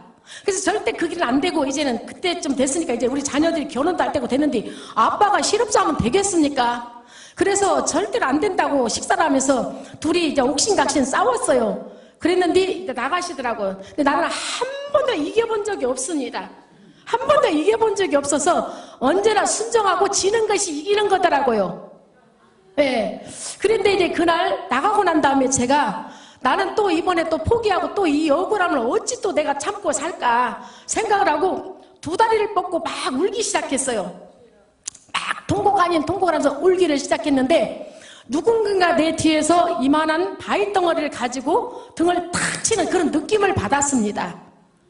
그러면서 하시는 말씀이 야, 네가 평소에 그렇게 기도하지 않았느냐? 에? 이 지역을 위해서 많은 사람들이 필요로 하고 그리고 저 젊음과 열정과 저 건강과 모든 것을 가지고 쓰임받게 해달라고 그렇게 기도하지 않았느냐? 그래서 아버지 그래도 이길만은 안 됩니다. 이길만은 안 됩니다. 그래도 가게 하라. 가게 하라 하시는 겁니다. 그래서 제가 아까 말씀대로 살고 순종하며 살겠다고 했잖아요. 그래서 알겠습니다 아버지, 순종하겠습니다 그랬어요. 그리고 전화를 딱 했습니다. 전화를 받더라고요. 그래서 여보, 편안한 마음으로 출마하세요. 그러니까 아까 그렇게 반대했던 여자가 편안한 마음으로 출마하라니까 얼떨떨 해가지고 가만히 있더라고요. 대신 조건이 있습니다. 뭔디? 그러시더라고요. 그래서 예수 믿고 교회 다니는 조건으로 합시다 그랬어요. 네, 그랬더니 알았어. 우리 장로님 한 3일 동안 겪어보니까 목소리 그렇게 낮은 목소리를 하신 분이 아니잖아요. 언제나 목에 힘주고 당당하고 목소리가 컸습니다. 근데 그날따라 그렇게 목소리를 낮추시더라고요. 그래서 내가 혼자 생각하기를, 그래, 사람이 지 아무리 똑똑하고 잘나고 당당해도 우리 하나님 앞에서, 성령님 앞에서는 낮아질 수밖에 없구나 라는 생각을 했습니다. 그렇게 하고 알았어 그러길래 제가 진짜 맨발로 뛰어가서 이 성경책을 사왔습니다. 20년 전에 결혼해서 일주일 만에 내가 이 성경책을 선물로 받아놓고 교회를 못 가고 예수를 못 믿었잖아요.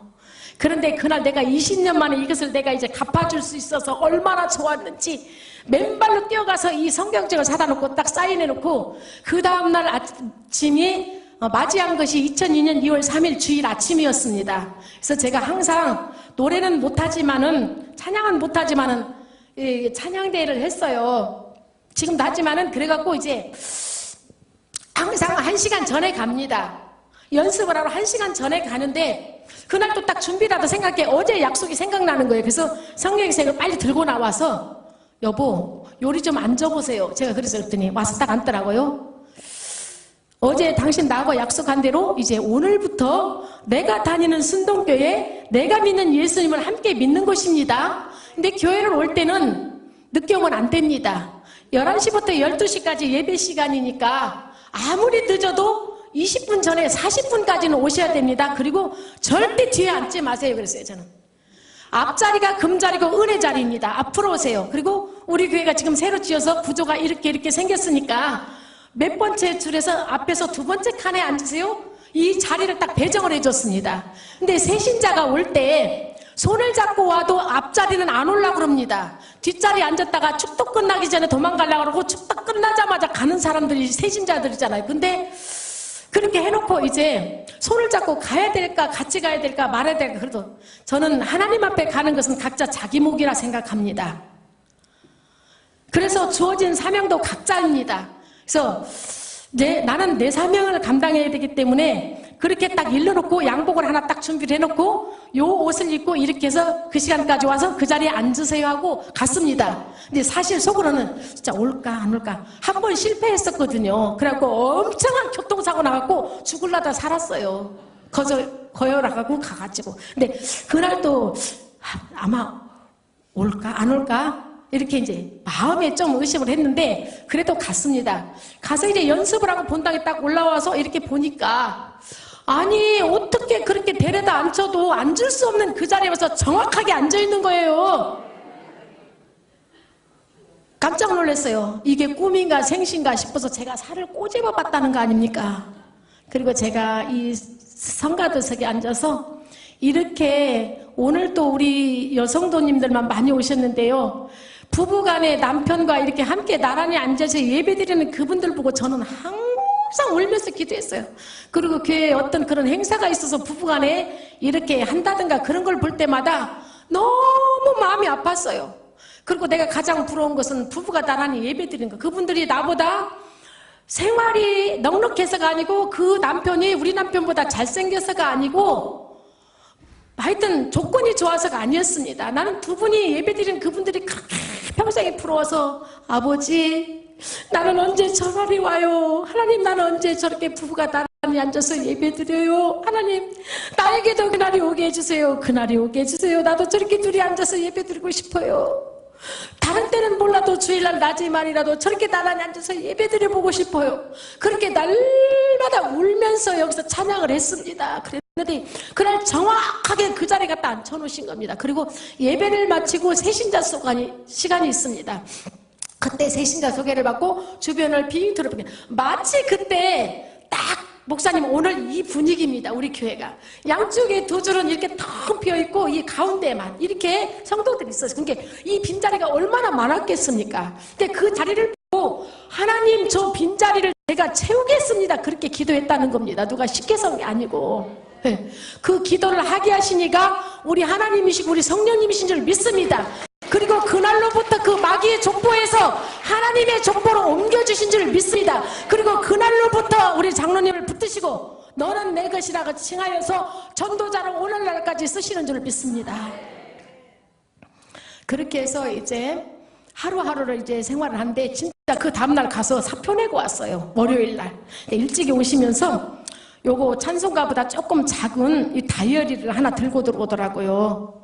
아침에 일찍이 출근해갖고 10시쯤 된 게 사표 내고 들어왔어요. 그리고 책상 앞에 앉아서 뭘 막 적길래 이제 시원에 출마하라 했으니까 출마를 하게 되면은 이제 이 주민들 앞에 내가 앞으로 출마를 하면 이 직을 위해서 이런 일을 하겠다는 이제 공약을 약속을 해야 되잖아요. 저는 그래서 그런 거 이렇게 기록하는 줄 알았어요. 그랬더니 그게 아니고 그동안에 자기가 만나고 같이 지냈던 많은 지인분들을 여기다가 기록해가지고 이제 그것을 들고 나가는데 차도 안 타고 아침에 나가면은 내일 새벽 2시가 돼도 3시가 돼도 안 들어오는 거예요. 점심 잡수로도 안 오고 저녁 잡수로도 안 오고. 그러면은 이 선거운동은 누가 합니까? 저는 그때부터 아침에 새벽에 어느 시간에 가든지 오전 12시까지 강대상 앞에서 기도했습니다. 두 손 들고. 하나님께서 원해서 가는 이 길이라면 하나님이 도와주세요. 저는 사회 활동도 안 해봤고요. 저는 인맥도 없습니다. 그런데 하나님이 가시라고 했으면 하나님께서 책임져 주세요. 그렇게 기도했습니다. 그렇게 하고 기도를 하는데 생전도 내 입에서 안 해봤던 기도를 하기 시작한 거예요. 하나님, 우리 남편은 52년 동안 세상적인 사람입니다. 세상 말만 하고 살았던 사람입니다. 그러니 우리 남편이 나가서 하는 모든 말들이 이제 전도하러 다니지 알잖아요. 나가서 하는 모든 말들이 사람을 낚는 낚싯바늘 되게 해주세요. 그리고 많은 사람들을 우리 순동교로 데려오는 그물 역할을 하게 해주세요. 그리고 우리 남편 입술에 권위를 주세요. 그래서 무슨 말이든지 이 교회를 가자든지 뭐 좋다든지 그런 말들이 다 그 사람들에게 먹혀 들어갈 수 있도록 마음이 움직일 수 있도록 입술에 권위를 달라고 했어요. 근데 하나님께서 기뻐하시는 기도잖아요. 그러니까 하나님께서 그 기도를 들으시고요. 진짜 놀라운 역사가 일어난 줄 믿습니다. 날마다 사람을 벌떼처럼 그룹떼처럼 붙여주시는데요. 처음에 친구 1명에다가 2명, 3명, 4명 이렇게 8명, 12명 과속이 붙으면서 매 주일마다 정식으로 등록카드를 써서 등록시키는 인원들만 30명, 40명, 50명. 그래서 한 주에 가장 많게는 63명까지 등록을 시킨 줄 믿습니다. 이렇게 해서 하다 보니까 4개월이 금방 지나갔어요. 그러면 우리는 선거운동을 안 했으니 어떻게 되겠습니까? 그런데 하나님께서 우리가 하나님 기뻐하시는 일을 했더니 전국에서 시온에 출마하는 사람 중에 가장 표를 작게 가장 많이 최다 득표로 당선시켜 주신 줄 믿습니다. 그렇게 해서 정말 확실하게 우리 장로 남편이 하나님이 살아계신다. 하나님의 일을 내가 하니까 하나님께서 내 일을 대신 다 해주셨다는 것을 아셨습니다. 그래서 그때부터 더 미친 듯이 이제 했습니다. 그렇게 해서 의회에 들어가셔서 이제 의원 22명을 다 전도해서 순천시 성지와 조례를 만들어서 우리 순천시는 기독교 행사를 할 때마다 예산을 따서 행사를 합니다. 그렇게 일을 하게 하셨고요. 그리고 이제 5개월 만에 350명, 1년에 750명을 이렇게 전도를 하고 480명을 이웃교회, 목사님들이 부탁하는 교회마다 이 교회, 저 교회 막 이렇게 나눠주었습니다.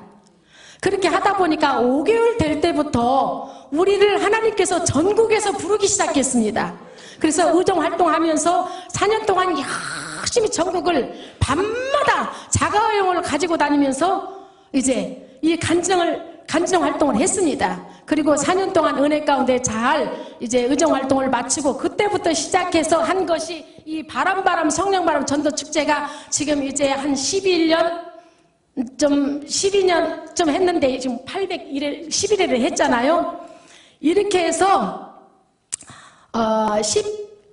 17년 동안에 전국 발도는 우리 소바닥에서 몇 바퀴를 지금 돌게 해주고 20여 개국을 전국 발도 세계로 다니게 하신 줄 믿습니다.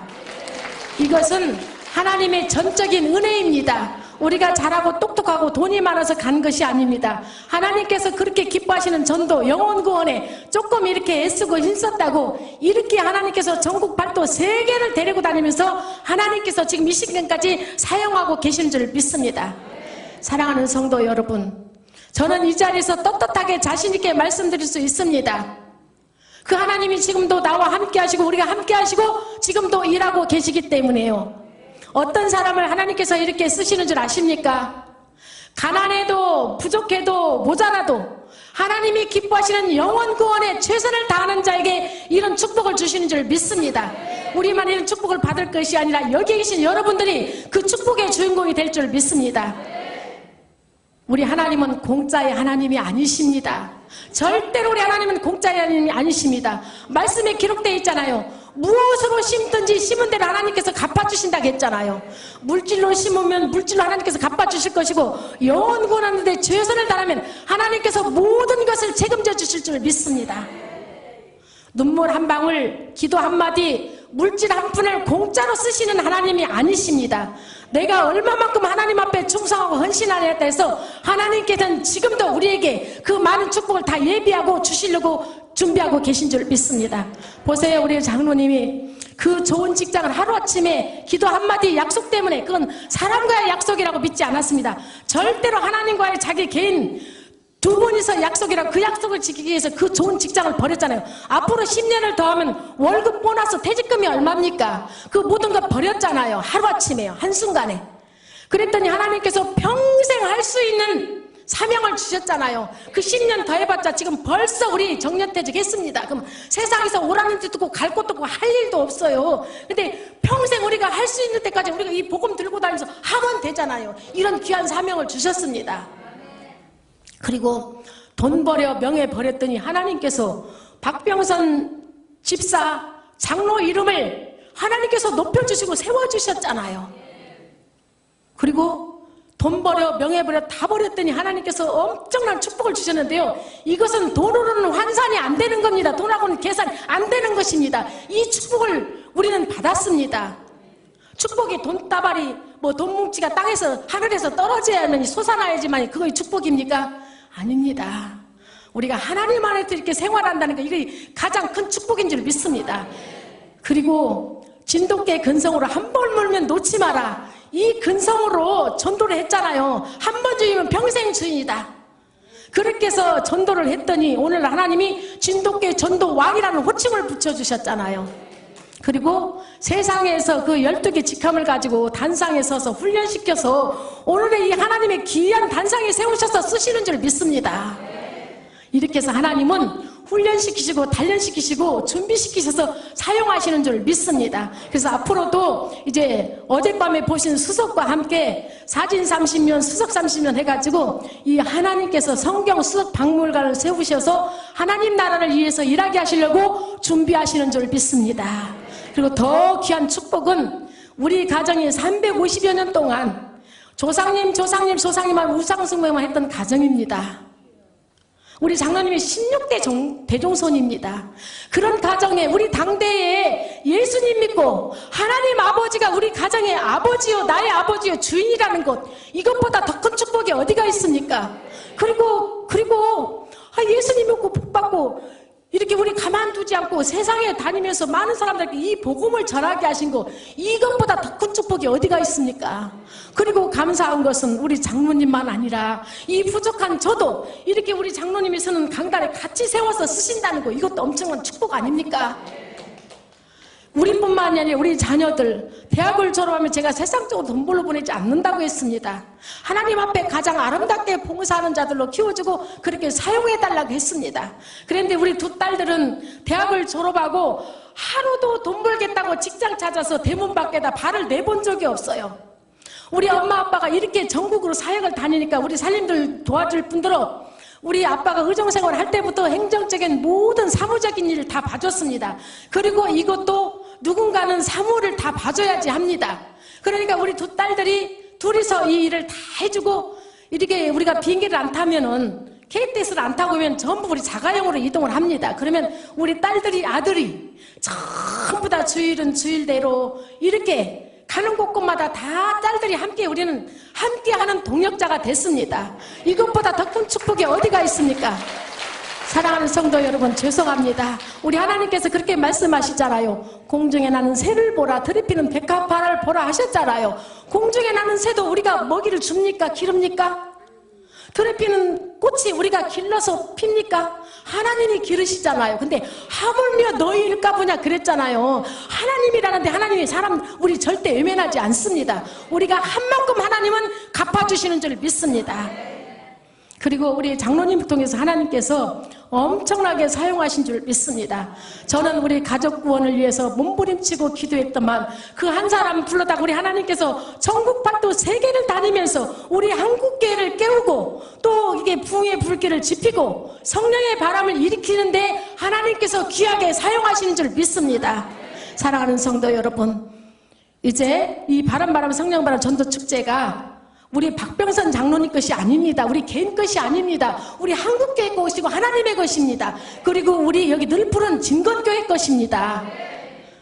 이번 기회에 하나님께서 우리 진건교회를 사랑하사 제2의 부흥의 길을 열어주시려고 이 축제를 허락하신 줄 믿습니다. 이 잔치를 배설해 주신 줄 믿습니다.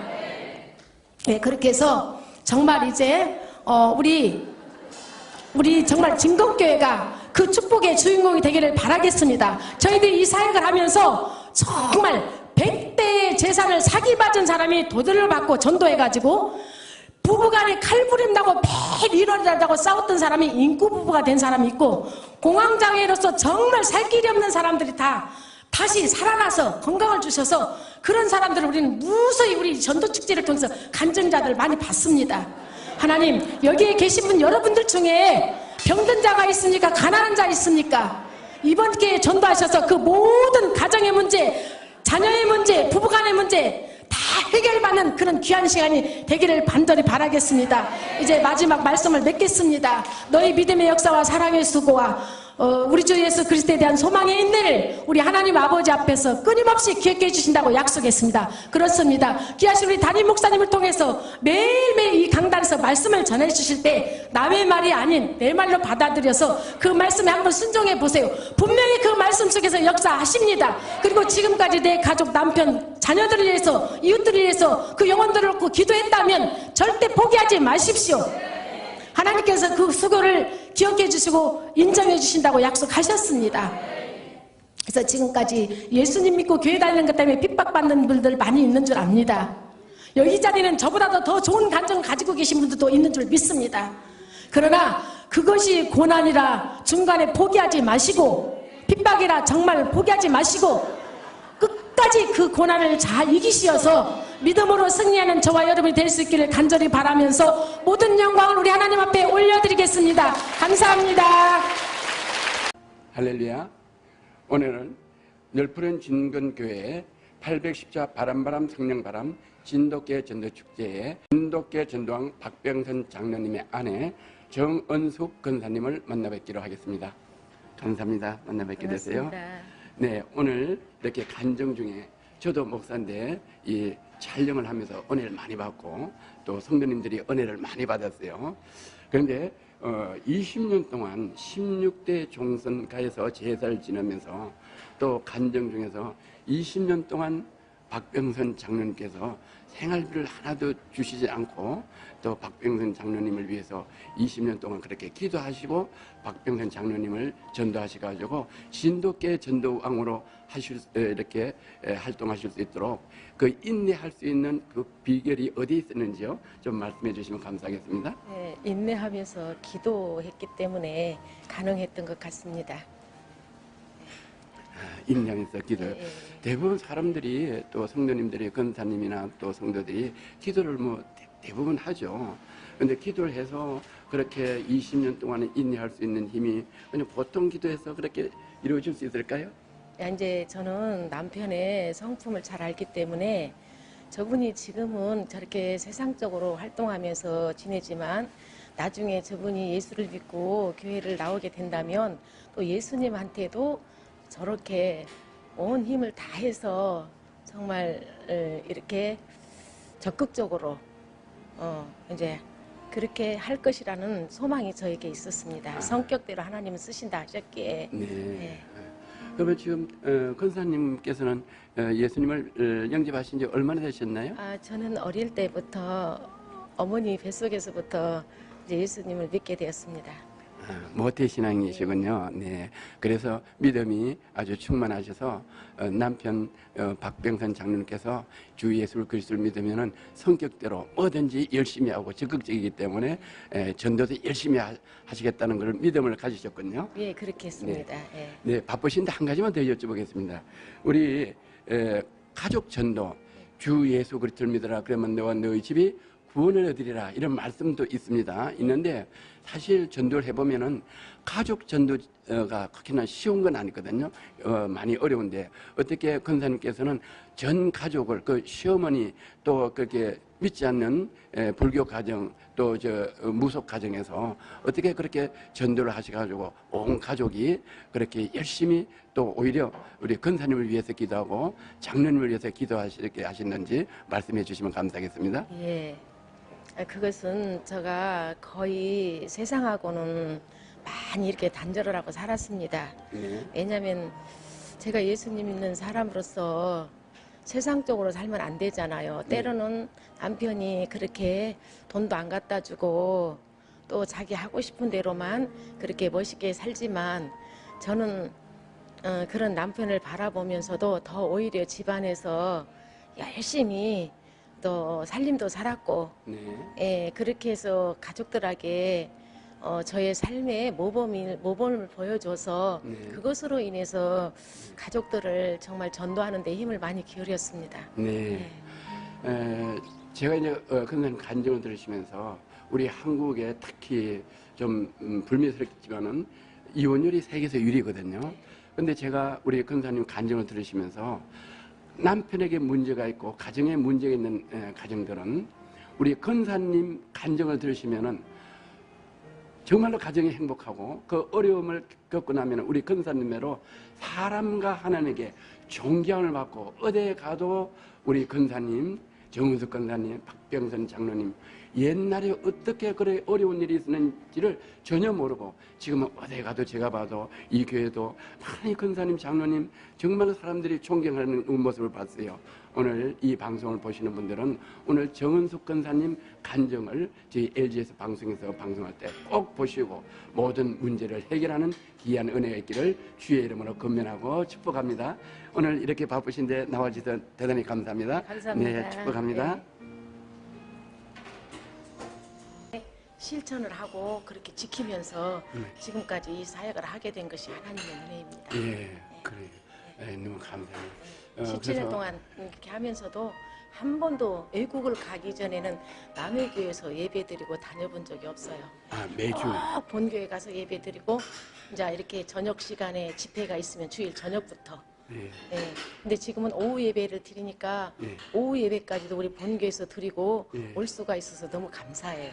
그러니까 바람 생명바람 진돗개 전도축제 할 때는 항상 주일날 저녁에 시작하시는 거예요? 저녁에 할 때도 있고 이제 여러 개 할 때는 막 주일날부터 시작해서 화요일 밤까지 끝나고 또 수요일 저녁부터 시작해서 금요일까지도 하고 길게 할 때는 토요일 밤까지도 합니다. 그러면 지방에서 이제 교통이 끊어지면은 택시 타고도 저희들이 본교회 예배드리러 갑니다.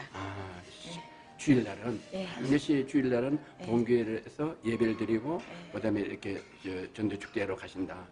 그리고 이제는 지금 앞으로는 우리가 물론 본교회에서 받은 직분도 있고 사명도 있지만 작은 웅덩이에서 이렇게 활동을 하는 것보다는 넓은 세상으로 나가서 더 많은 사람들이 주님 앞으로 돌아올 수 있게 할 수 있는 것이 더 귀한 사명을 감당하는 것이 아니냐 싶어서 하나님 앞에 그렇게 자유롭게 평안하게 사역을 할 수 있도록 하나님 도와달라고 그렇게 기도하고 있습니다. 네, 제가 이 권사님 간증을 들으면서 이 가정의 남편들 때문에 여기 부인 생각에 너무 고통스러워하는 분이 너무 많거든요. 그렇죠. 그래서 가정이 많이 깨지면은 그 가정의 자녀들이 다 방탕하고 타락되거든요. 그런 분들이 너무 많은데 근사님들이 남편 때문에 고통스러워하는 아내들 위해서 한 말씀 해주시면 감사하겠습니다. 예. 물론 저 역시도 이혼을 뭐 수도 없이 많이 했을 거요. 이혼장을 너무 많이 받았기 때문에. 그렇지만은 그 다른 것을 보지 않고 남편의 영혼을 보게 되었습니다. 예. 우리 이제 남편 장로님은 정말 세상적으로는 모자란 것도 없고 부족한 것이 없는 사람이었어요. 어디에 가도 떳떳하게 자기 것을 쓰면서 그렇게 활동했던 사람인데, 아무튼 항상 남편의 그 뒷모습을 바라보면 이혼장을 받으면서도 그 영혼이 너무 불쌍하게 느껴졌어요. 그래서 이분은 정말 내가 이분하고 이혼하면 정말 예수는 영원히 안 믿을 거고, 예, 그래서 내가 그냥 하나의 미랄이 다는 못 되지만 그래도 남편을 위해서 희생한다면 보람 있지 않겠냐. 그렇게 이제 늘 긍정적인 마음을 가지고 살아왔습니다. 그런데 저의 그런 아픔과 고통을 제가 밖에 나가서 많이 안 하고 지금 간증이니까 하는데 제가 그렇게 살아온지를 거의 주변 사람들도 잘 몰라요. 네, 엄밀하게 고통을 당하시고 저도 이제 주의 종이지만은 이렇게 성경을 보면 원수를 용서하라.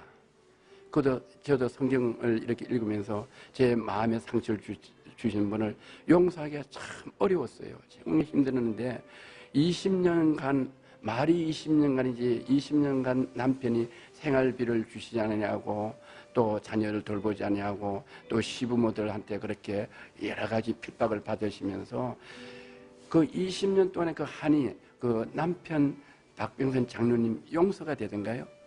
용서가 안 될 때도 많이 있죠. 그러나 영혼을 생각하면 불쌍해서 그렇게 이제 참았고 이제 가장 또 그 남편 때문에 힘들었던 것도 있지만 더 힘든 것이 있었다면 제사 문제 때문에 제사 때만 돌아오면 완전히 너무 불안하고 막 긴장이 됩니다. 우리 가족들도 핍박을 많이 형제들도 하지만 집안의 어르신들이 그렇게 저를 함부로 대하고 사람으로 인정해주고 주지 않고 그렇게 막 그랬을 때 너무 마음이 아팠습니다. 지금은 이제 시부모나 그 시댁에서 우리 권사님을 잘 이렇게 협조해주고 같이 신앙생활 잘 하고 계시나요? 그러죠. 우리 올케가 들어와서 우리 며느리가 우리를 이렇게 예수 믿게 해줘서 참 감사하다고 그렇게 다들 고마워하고 있습니다. 지금 그 20년을 되돌아보시면서 권사님이 지금 이제 각 교회 다니시면서 권사님이 간증을 하시고 하나님께 영광을 돌렸을 때 지금 그때와 지금의 그 심령을 한번 말씀해 주시면 감사하겠습니다. 그때는 참 고통이었고 고난이었고 아픔이었지만 그거이 지나고 이제 지금에 와서 돌아보니까 하나님께서 이때를 기다리시고 저를 훈련시켜서 우리 장로님을 쓰시기 위함이라고 생각이 듭니다.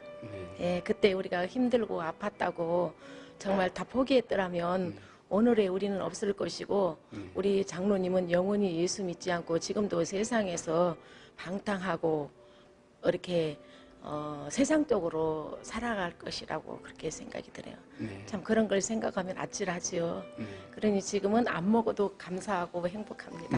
아유 할렐루야. 그래서 지금도 늘 기도 제목이 제가 하나님 앞에 늘 고백하는 것이 그래 하나님 내가 먹을 것이 달라는 것도 아니고 호유호식하는 것도 원하지 않고 좋은 집에서 사는 것만을 원하지 않습니다.